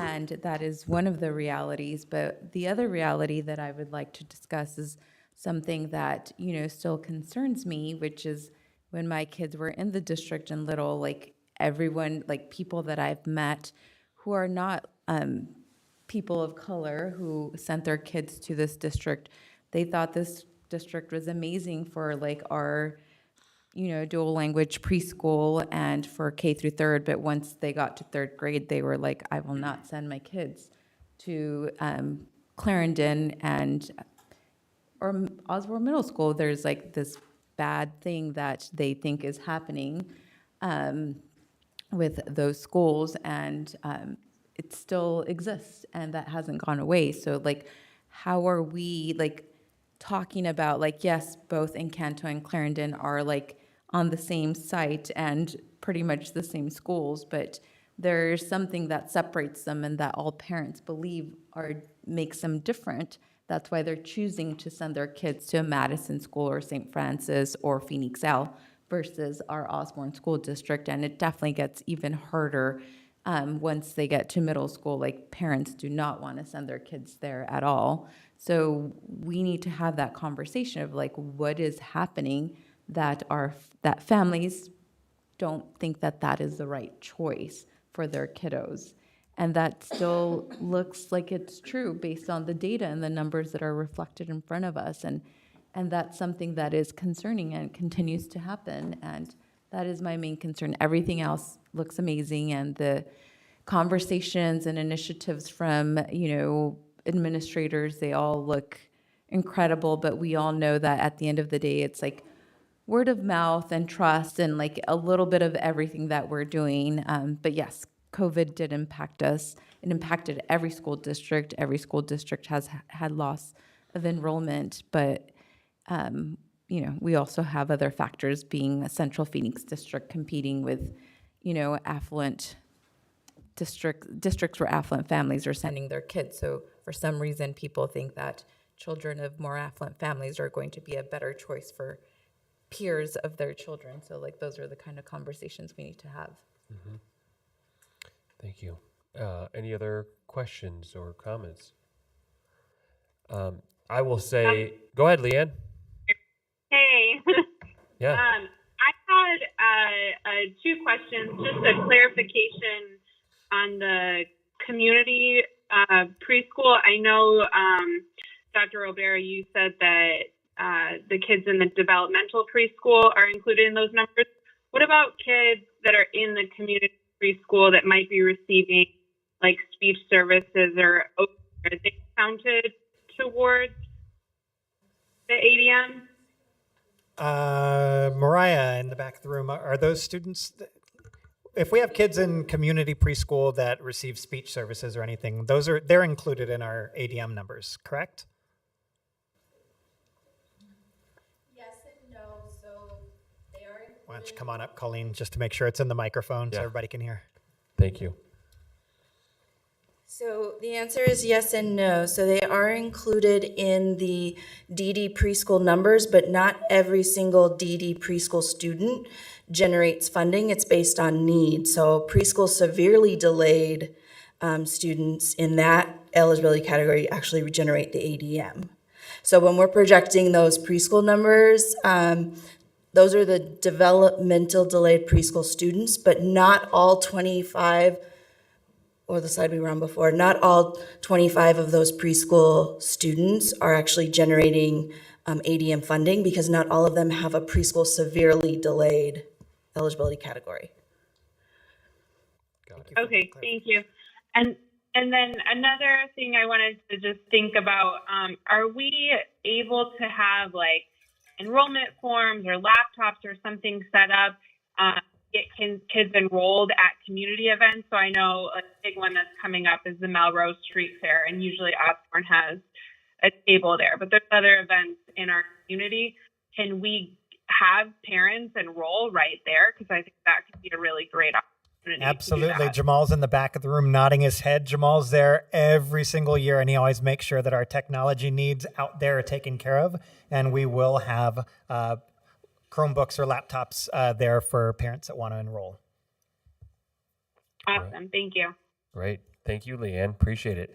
I was gonna say on the churn from Encanto to Clarendon, I could tell you guys are doing something intentional there at Clarendon because, and at Encanto, because I was tucking my daughter into bed last night, and she goes, "When I get to fourth grade, I'm going to Clarendon." And I go, and she's in first grade right now. I go, "Oh yeah, of course you are." I'm like, "How do you know about Clarendon?" She's like, "That's where I'm going when I hit fourth grade." I was like, "Yeah, okay, great." She's in first grade. She's already got those impressions, and I can tell that I didn't know what until today, but I could tell something intentional was happening. So that's wonderful, and I can tell that really helps getting both kids and parents acclimated, because the kids are coming home saying this is the next step. Just like when the kids come home and say, we got to sell these chocolates, this is what's going to happen, So yeah, I think love part of that, Ed, is making when part of the conversation and never if. Yep. So Absolutely. as all staff members, we're always talking about when you go to OMS, not if you go to OMS. I think with the OMS, churn, it would be wonderful if we could figure out a way to get the kids and the parents on campus multiple times in multiple years leading up to it. I don't know what that looks like, if it's, sports, if it's maybe a 5K, it's a piece of it. If it's, play and arts, but giving a reason for parents and kids to go to OMS and visit that campus for a thing, an event, a play, an assembly or something on multiple occasions, and getting parents and kids comfortable with the campus and just acquainted with the campus, maybe is a better word. Yeah, and I think would that help. multiple part's a big part of it, Ed. You know, we've always, you know, I can think back from when I first got here, Marty going around and making her tour to all of the elementary schools and bringing kids up. Marty and Carol were always working on that. Carol and Allison are doing that now. And I think the multiple times, getting kids on there. So, you know, one thing that we started with 21st Century was having our tournaments. You know, it used to rotate among the elementary campuses because it's an elementary event, but starting to have those events at the middle school as the, you know, showcase place for, you know, again, that's the frequency of getting kids on. Yeah, campus. and getting those parents, even with the young kids, to be like, okay, this is what I know. This is what's the next, what the step is. You know, when they hit middle school, they know how to get there. They know where to park, all that kind of stuff. I got to say one thing that I'm just super happy about seeing, just hearing about and seeing so much is how many staff members bring their kids to Osborne schools, and that's you know that's how you're able to, you know, it was a really big deal, you know, when I came to this district as a principal. I was coming from another district, from another school, and my kids went to school with me as a teacher. You know, they went there every day. And then when I changed schools, they didn't immediately make that change. You know, like their life shouldn't just be following me where I went. But it was a big deal when my kids came with me. You know, when we made that decision. Hey, you know, I'm in Osborne now. You're coming with me to Osborne. It made a big deal. I know it made a big deal to the teachers that were on my campus, that they saw that, you know, that I trusted them with my kids. You know, I live in the community. It's a lot easier, you know, that's where we are, and it makes pickup and drop off and all that, you know, so much easier because I had responsibilities after school. But it makes a big deal in seeing how many staff members. I'm always just appreciative of what ambassadors they're being for the district in making that decision. Yeah. Yeah, I think Felipe's nieces and nephews single-handedly are helping the enrollment over at Encanto from what I've seen. I'm only joking, but I love to see that as well. Leanne, I think you had another question. Yeah, I was wondering, do you have like current data on potential students that are in our community that per grade, if that makes sense? So, you know, if we have, you know, let's see, if we have 275 kindergartners enrolled this month in our schools, how many are there in our community that are like our potential? Like, are there 350 kindergartners in the community? And then on top of that, if we had that data, do we know where they are? Could we canvas or like send some sort of communication to their families to tell them more about Osborne schools and make that connection with them? I know, you know, in the past we've talked about, you know, having the board be more present on community campuses, but maybe we do like town halls with parents in the community to find out why they send their kids to our schools and also why they might not send their kids to our schools, but also expanding that to maybe doing canvassing or something, or really going out to the community and enrolling kids and having those conversations with parents. Great idea. I don't know if anybody wants to respond to that. But I think that's a great idea, Leanne. And kind of, and I had something kind of similar. I would love to, in a more methodical way, collect when people do leave, which is unfortunate anytime that happens, but it does happen, as the data shows, especially, and it does happen mid-year, as we all know. Doing exit interviews, which I think does happen somewhat, but being a little bit more intentional maybe about that and collecting that data, collecting that at district level, looking at that. I mean, because that can really be telling of the things maybe we need to work on or address to try to keep those kids in our schools. I would love to see something like that happen. Okay, any other questions or comments? Yes. Just to add to what you and Leanne just said, like, hopefully we don't get to an exit, but if there is, before that, like during Yeah. their transition, like maybe second and third grade, like starting a campaign to like ensure that we are, engaging the parents and the students, and that transition to like fourth grade or to middle school or to the next school, whether it's Solan or Longview to middle school, like that the families are engaged, that we do reach out, that we do have like an event, whether it's an event or like some type of like letter or something that really ties us into being committed to their student, because there is a reason why they're not sending their kids to the next school. I think that's so important. And I don't think I've ever heard anyone do something, like I know that my child visited like Osborne Middle School, or they visited Clarendon, or they just knew they were going to Clarendon, but like I never as a parent received any type of information or anything that, I felt like the teachers or the school district cared about my children moving on to the next school, even though it's the same school. So that, I think, would make it a little bit more comfortable for the parents who are thinking about not sending their kids there, so we don't have to do like exit interviews. And then I do get targeted a lot, I don't know why, on TikTok for Cartwright School District to enroll my child into that school. So like that's another option. I think they're targeting like people my age, I'm assuming, my demographic, but that's an opportunity if we don't have that on our list. At least I didn't see it. And I get the target, like I get the ad every single day, so I'm not sure how much money they're spending on me, but. There's a ROI there. Yep. So, well, thank you, and thank you for the presentations. It was wonderful. I mean, this is huge, maybe the huge issue, that gets talked about like at budget committee and at just everything. This is it. This is a huge issue, and I appreciate the focus on this. And I would love to see, not to put more work on folks, but love to see this kind of get put into a, whatever, 1-page or 3-page, plan that we call, here's the 5-year plan for this. It doesn't necessarily need to be voted on, or could be. Haven't really thought that through, but just when people say, hey, what's the plan to turn this around? What's the plan to build enrollment? I said, well, we've got a plan. Here it is. This presentation has been fantastic, but I think developing that into this is the plan, a written down plan. I think that would be wonderful to show our internal constituents, our teachers and our staff, as well as our community. This is the plan. This is what we're going to do. This is how we're going to execute on it. I think this is a fantastic presentation. So, thank you.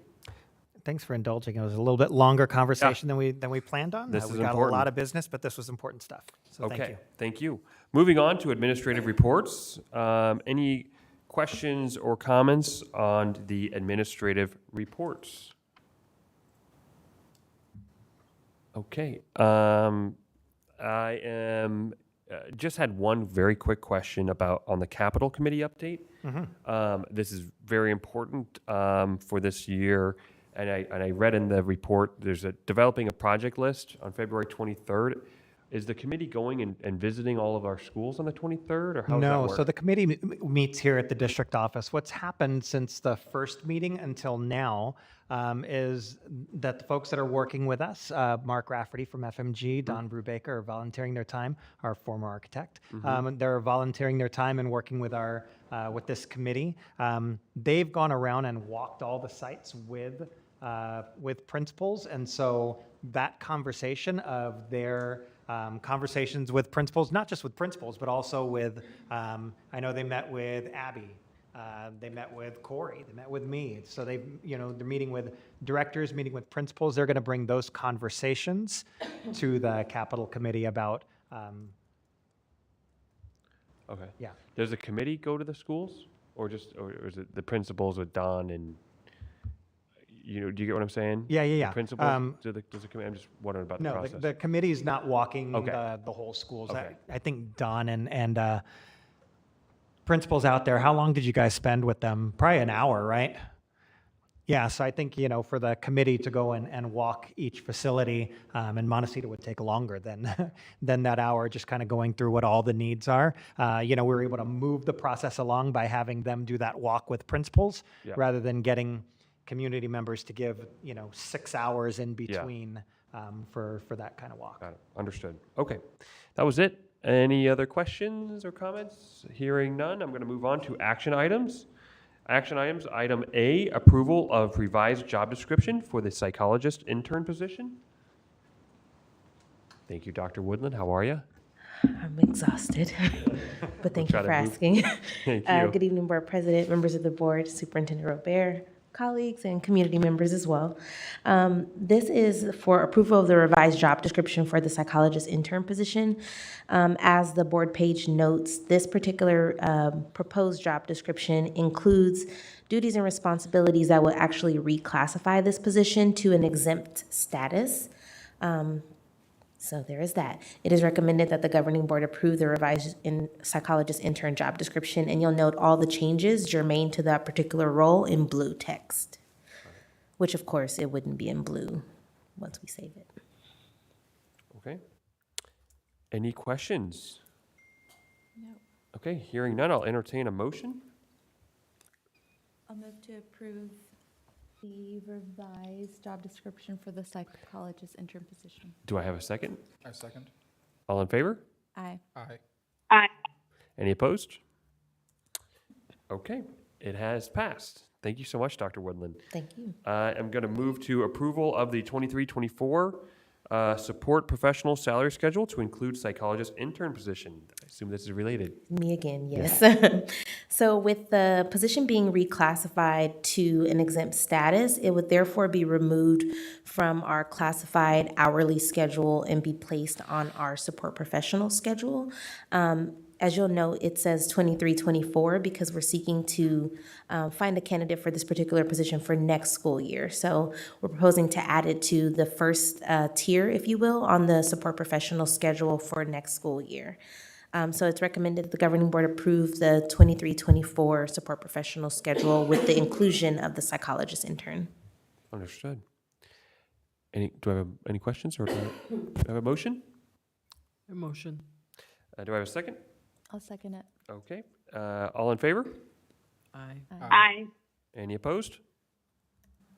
It has passed. Okay, moving on to our next action item, recommendation to issue a 2023-2024 certified teacher contracts. Me again. Okay, so we're recommending issuing certified teacher contracts for current salary amounts and issuing amendment letters if increases are later funded. The Budget Committee met to discuss salary and expenditure recommendations for next school year, which is FY24, while we await those final FY24 funding levels from the state legislature. So administration is seeking board approval to proceed so that contracts can be issued early in order to increase retention and recruitment efforts.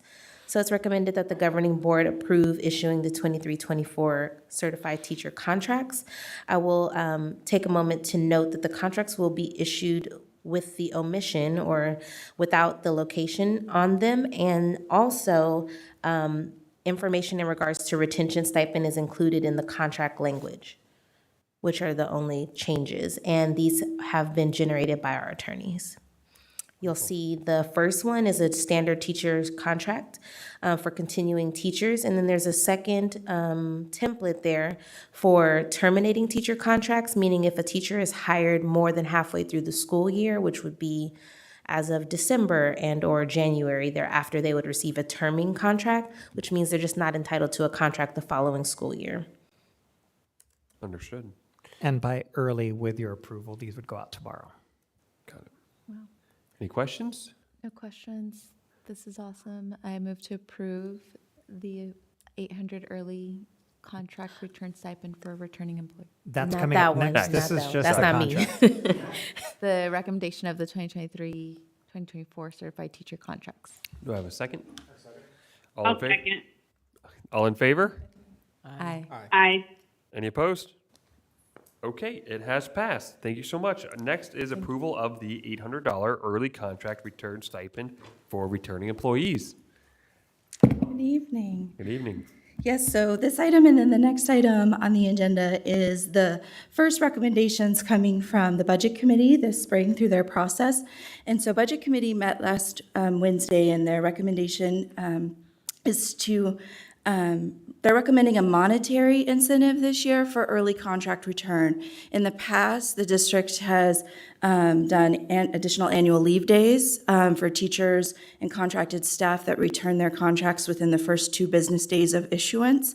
And what that does is allow the district to get a jump on posting those known vacancies. And in the past, we've had a really good retention within the return rate within those first 2 business days. Usually it's upwards of 85 to 90% of teacher contracts are back within those first 2 days. And so this recommendation is to move from an annual leave day incentive to an $800 early contract return stipend. The funding is recommended the use of ESSER dollars. ESSER 2 in particular, our ESSER $2 expire in September of 2023. And so we want to make sure that we're fully utilizing and drawing down those funds. Perfect. As I explained to the budget committee when we met about this, we've done 2 or 4 annual leave days for about the past 5 years. If you go back to our last recession, we had to make some significant cuts here within the district, and one of those cuts was annual leave days. We had 12 annual leave days, and that dropped to 6 for a few years, and then it slowly started to make an increase from 6 annual leave days to 8 to 9 to 12.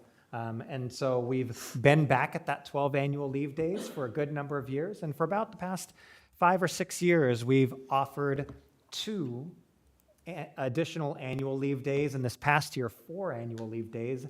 And when you think about that was really thinking about 2 things. Number one, staff that had been here for so many years that saw this decrease in their annual leave. They're thinking about their banked annual leave for when they retire.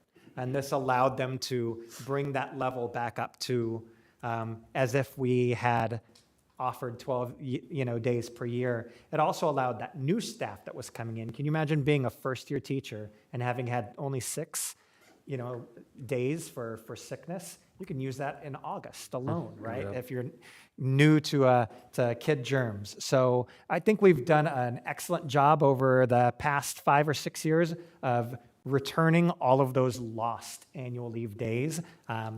The budget committee has been asking, and we're glad to be able to make this extension to be a monetary incentive for early return of contract. Yep. Agreed. Do I have any motion to approve the $800 early contract return stipend? I motion to approve. Do I have a second? I'll second. Okay. All in favor? Aye. Aye. Any opposed? Okay, moving on to the next one, which was already discussed by Colleen, approval of a retention stipend for the 2023-2024 school year for all returning employees. You kind of covered that, Colleen, but did you want to say anything else? I just kind of wanted to go over the detail and see if there was any questions. There's a little bit more components to it than previous year's recommendations. So again, the recommendation from Budget Committee, this is, we had intentionally budgeted in ESSER 3 kind of the final round of retention stipends to be our largest. That way we could come up with some type of valuing of those staff that have been with us since the onset of the pandemic, and not just for the single year retention. And so that's that additional tiered layer to the recommended retention stipend payments for the upcoming year. So you'll see some similarity to what was board approved last year in that all staff upon return of their contract or their notice of appointment for next school year would receive $1,000 for returning their contracts on time. That would be paid out immediately in the spring. In last year, those payouts happened in April and June, just because of the timing of teacher contract issuance versus classified letter issuance later on this spring. And then an additional $1,000 to be paid when they return in August, so they actually return and report back to work for that school year. The difference being that contracted staff would receive $1,000 and our hourly staff recommendation would be $1,800. The reason for that is in the early contract return incentive that the board just approved, the certified staff have the opportunity to receive that $800 if they return their contract within those first 2 business days. whereas the additional $800 for hourly staff would be upon returning to work in August. And then we get into the tiered amounts. The tiered amounts are over a 4-year tier, beginning with 2020, which was the onset of the pandemic and when we had the first school closures. And so this upcoming contract issuance would represent the 4th retention year of staff that were employees of Osborne at the time that the pandemic and school closures happened in 2020. And so then the tiered amounts are $500 to $2,000. So $500 a year up to $2,000, representing those 4 years that they've remained with us during post-COVID recovery.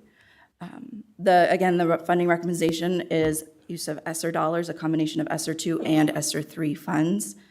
This, combined with the $800 incentive, is just over $2.1 million in one-time compensation for staff for next year through retention payments. Very good. Okay, any questions? Do I have a motion to approve? I move to approve. Do I have a second? I'll second. Okay, all in favor? Aye. Any opposed? Okay, it has been approved, the retention stipend for 2023-2024. Next on our action items is approval to waive policy BGB, allowing for policy adoption of JFBRB at a single meeting. Yes, policies require 2 hearings, a first reading, a second reading before they're adopted. If we ever want to do a single reading, that requires bringing this motion before you. So I'll get to what the policy is in 1 second, but there's a policy that's related to open enrollment. So requesting the ability to discuss a policy for single adoption by suspending or waiving policy BGB for item 8G that's coming up. Yep. Yeah. Do I have a motion? I move to approve. Do I have a second? A second. All in favor? Aye. Any opposed?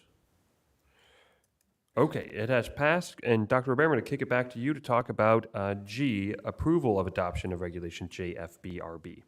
Yes, so you guys already, back in January, you guys approved the regular open enrollment for all of our schools. Our dual language program and is a school of choice program as well. So one thing that we're required to do with programs that are programs of choice is to have a process for open enrollment for them. So this is the process by which we admit students to the extent that capacity allows. So the priority enrollment groups are first for, so if you're following along on the page, Brendan, are you in to where we can kind of go into the bookmark and look at this actual policy?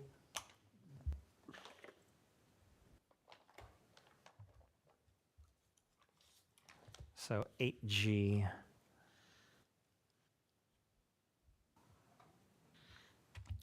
Yep, and scroll right there. Yeah. So just for anybody that's following along online or here in the crowd,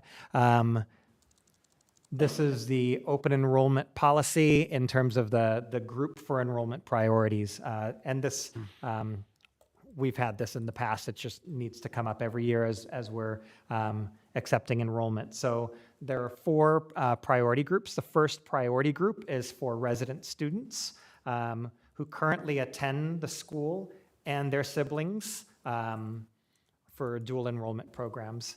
The second group of priority is for children of employees. The third priority group is for foster youth and unaccompanied youth under McKinney-Vento who are not in their school of origin or school of residence. And the fourth priority group is non-resident students that currently don't attend one of our schools. So that first group gives the greatest priority to those that are resident students that are either already in dual language to continue. So that, if they've been at Longview in open enrollment, that it would continue, that they wouldn't, they would be the first priority to continue, or their incoming siblings. Mm-hmm. Any questions? Do I have a motion? I'll move to approve. Okay. Do I have a second? I second. All right. All in favor? Aye. Any opposed? Any opposed? Hearing none, we have approved the adoption of Regulation JFBRB, open enrollment. Moving on, approval and second reading of revisions to the following ASBA policies. You can see that on your agenda, those policies there. Dr. Robert, do you want to say anything on this? You approved the first reading last time. This is bringing it back. In particular, I'm just opening up my text just to kind of bring up the point. I guess I could.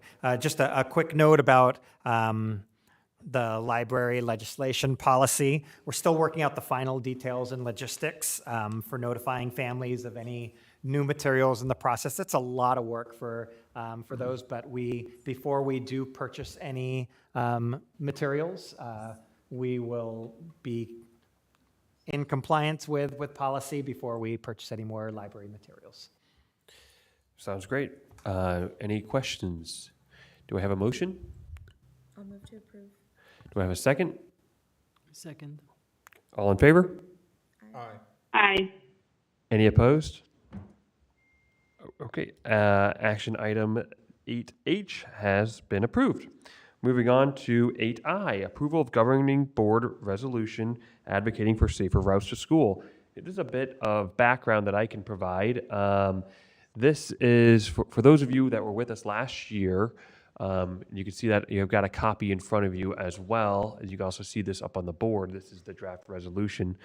Those of you that were here last year at one of our meetings, the Safe Routes to School Committee of Encanto and Clarendon, which had been meeting throughout 2021, came. They had many meetings and partnering with our principals on Encanto and Clarendon and parents and community folks from the adjacent neighborhoods like North Park Central and Woodland Park, and also ASU, College of Health Sciences, took a special interest in our committee and joined the committee in partnership also with the City of Phoenix.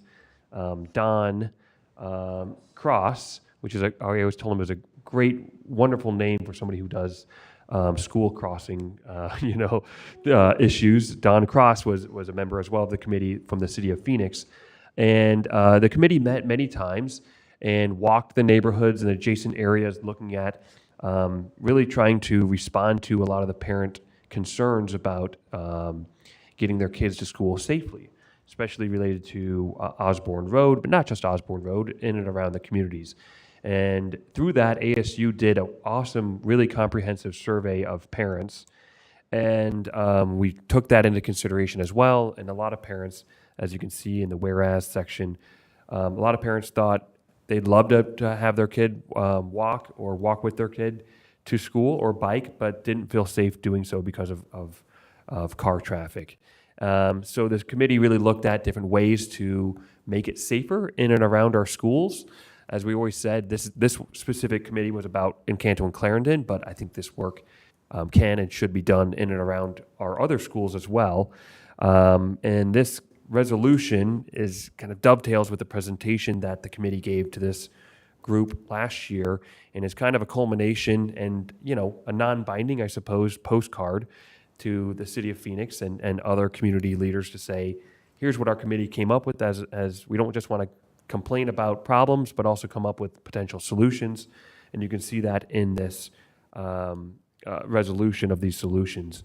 I will say I've been talking a lot with the City of Phoenix and their Safe Routes to School coordinators and other folks at the Streets Department, and they are looking at our roads, Clarendon Road, other places, Osborne Road, and looking at what can and maybe should be done around those things and are soliciting public input. So this resolution, if passed, would be part of that public input that hopefully the city would take under consideration and try to make our schools safer and our routes to school safer in and around Encanto and Clarendon.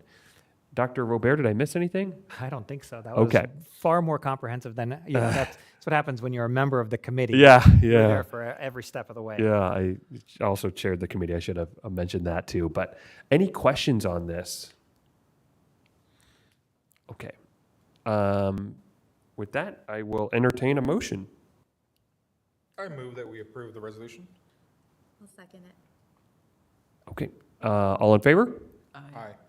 Aye. Any opposed? Okay, it has passed. Thank you so much. Next is board development.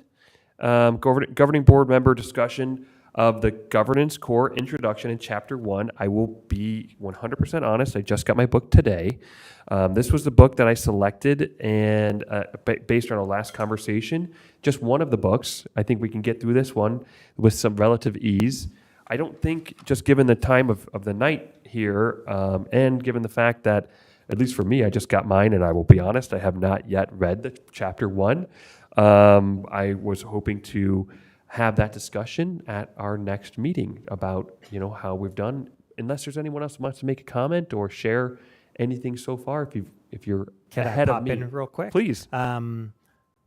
So, in talking about different topics, and you guys brought up some great books too, and wanting to be able to cover all the different types of areas, one on governance, maybe one on some particular issues that are going on within schools, curriculum related.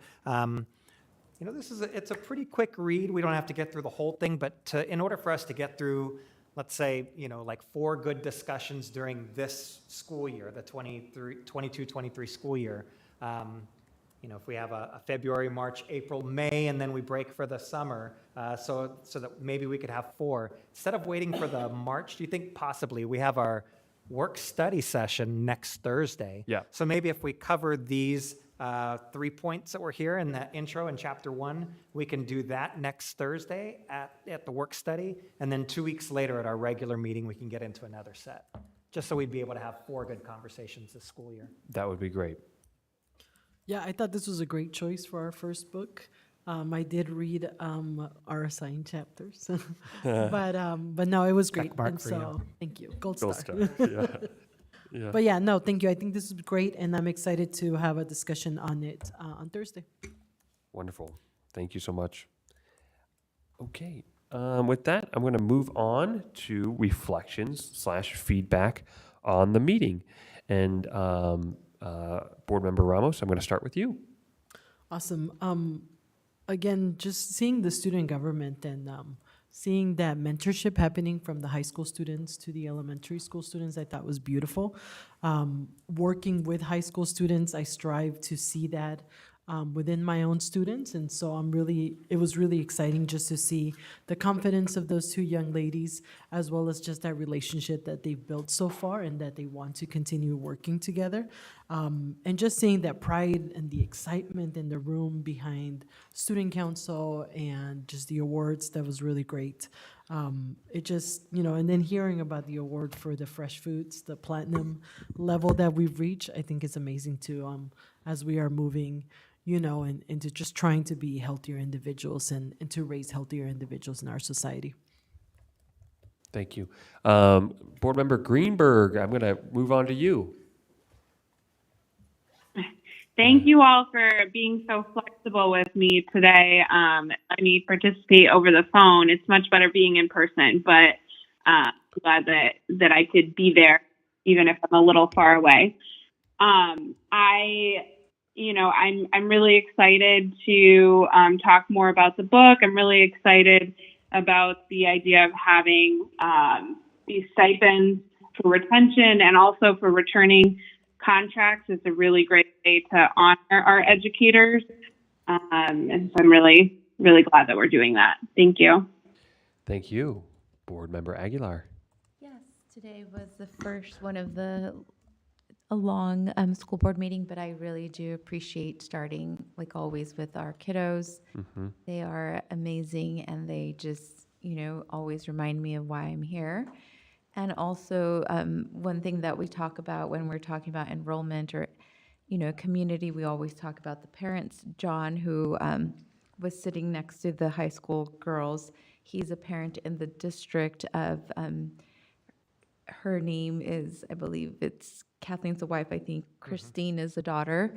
So her brothers went to school with my sons, and it was, he said, a natural synergy. He's at Central High School, and then his daughter is in the council, so that partnership worked naturally. So that's the amazing thing when you have parents in the district who are engaged and involved, and I love to see all of those different projects that come from it. And we've seen them in other ways and opportunities as well, but I love seeing like, you know, the students and the high school students and the parents engaged as well. And also like love everything that we're doing as far as branding, marketing, like we are moving like, I don't know, Dr. Robert describes this move as happening like fast energy, and all the projects that are happening and occurring are you know, very innovative, and I think it's in line with where we should be. And I think that you know, this wouldn't be possible without you know, your work. And I think that 2 years ago, 3 years ago, I was always like wondering what was going to happen with our branding and marketing, and talking about branding as it is important. We are a brand. Every school district, every person carries a brand, and I think that's important to discuss. And I think just I'm very proud of the work that's being done, and as far as enrollment, that's necessary. But talking about it in a very conscious way about not only is this enrollment and we're dependent on enrollment as a school district, but you know how this is, you know, human lives that we're educating and how this impacts our community. So I'm always very glad to have this conversation and hear, you know, all the ideas and innovation that's going on. And yeah, it was a long board meeting, but everything was very fruitful, and I really loved just hearing everything that we're doing, and love the book that was selected. So looking forward to that. And yeah, just really excited about the work that we're going to engage in and all the good things that are happening in our district. Wonderful. Board Member Peralta. Echoing all the sentiments presented before me, want to hark on the student council, the student government relationship between Central and Encanto, and I think that's absolutely amazing. Being someone who's, you know, worked with Stugos before, it's awesome to see that being built. Also really want to hark on the Platinum Award for Corey in the food or the nutrition department, because there's one thing I brag about a lot to, you know, my students who I I mentor in civics, is that, hey, if you want to bring something, start with nutrition, because it's, you know, it's the way to go. And I mean, I hear students complaining about food all the time, like, well, we don't get the complaint from, you know, in Osborne, so kudos to that. Thank you. For me, it was a great meeting, and you know, so much joy, so much excitement, so many wonderful things happening, whether it be in the food and the marketing and we got to talk a lot about Encanto, and you know, we've got challenges as a district. Every public school, especially public school district, does have challenges. It's a challenging time coming out of the pandemic. It's a challenge, but it is. Despite all those challenges, I see the wins, I see the victories, I see the joy that's happening. And, you know, it doesn't mean we can ignore the challenges or should ignore the challenges. We should talk about them. We should bring them up, look at the numbers, look at the challenges, come up with a plan, but not lose sight of the victories that are happening, the joy that's happening out there. You know, if you had told somebody at that sweetheart dance at Encanto that they had just, you know, a week or two ago that enrollment went down 3% this year, they'd say, what are you talking about? It was a packed house.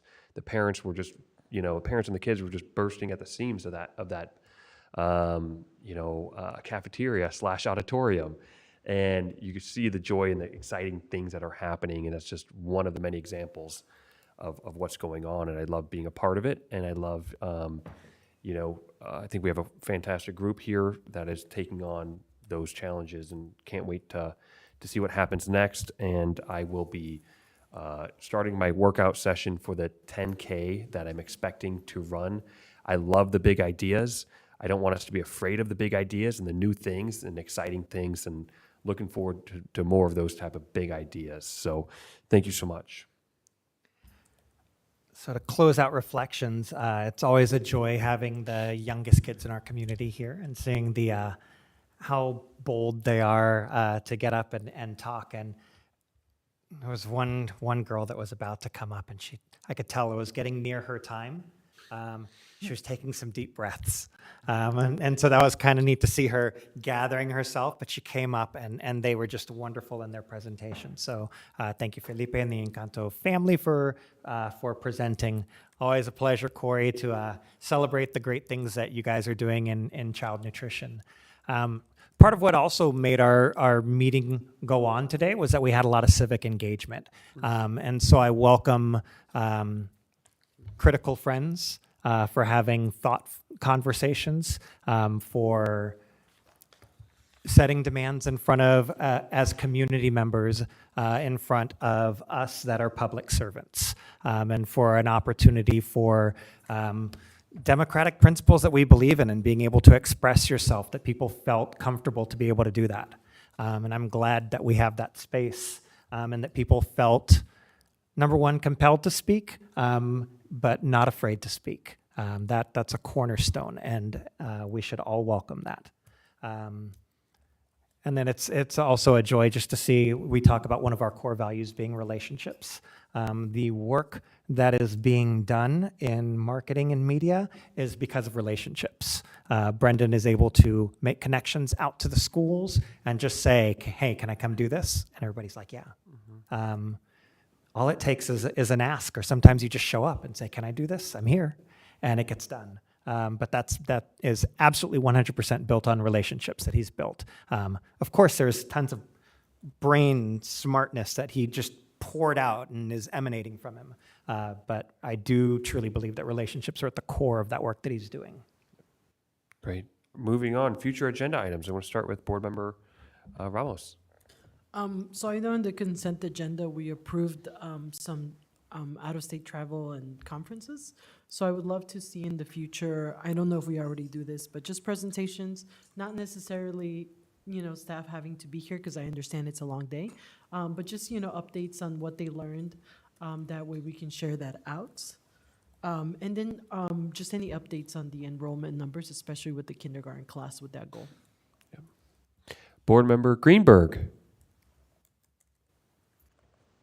Nothing at this time. Thank you. Thank you. Board Member Aguilar. Nothing at the time.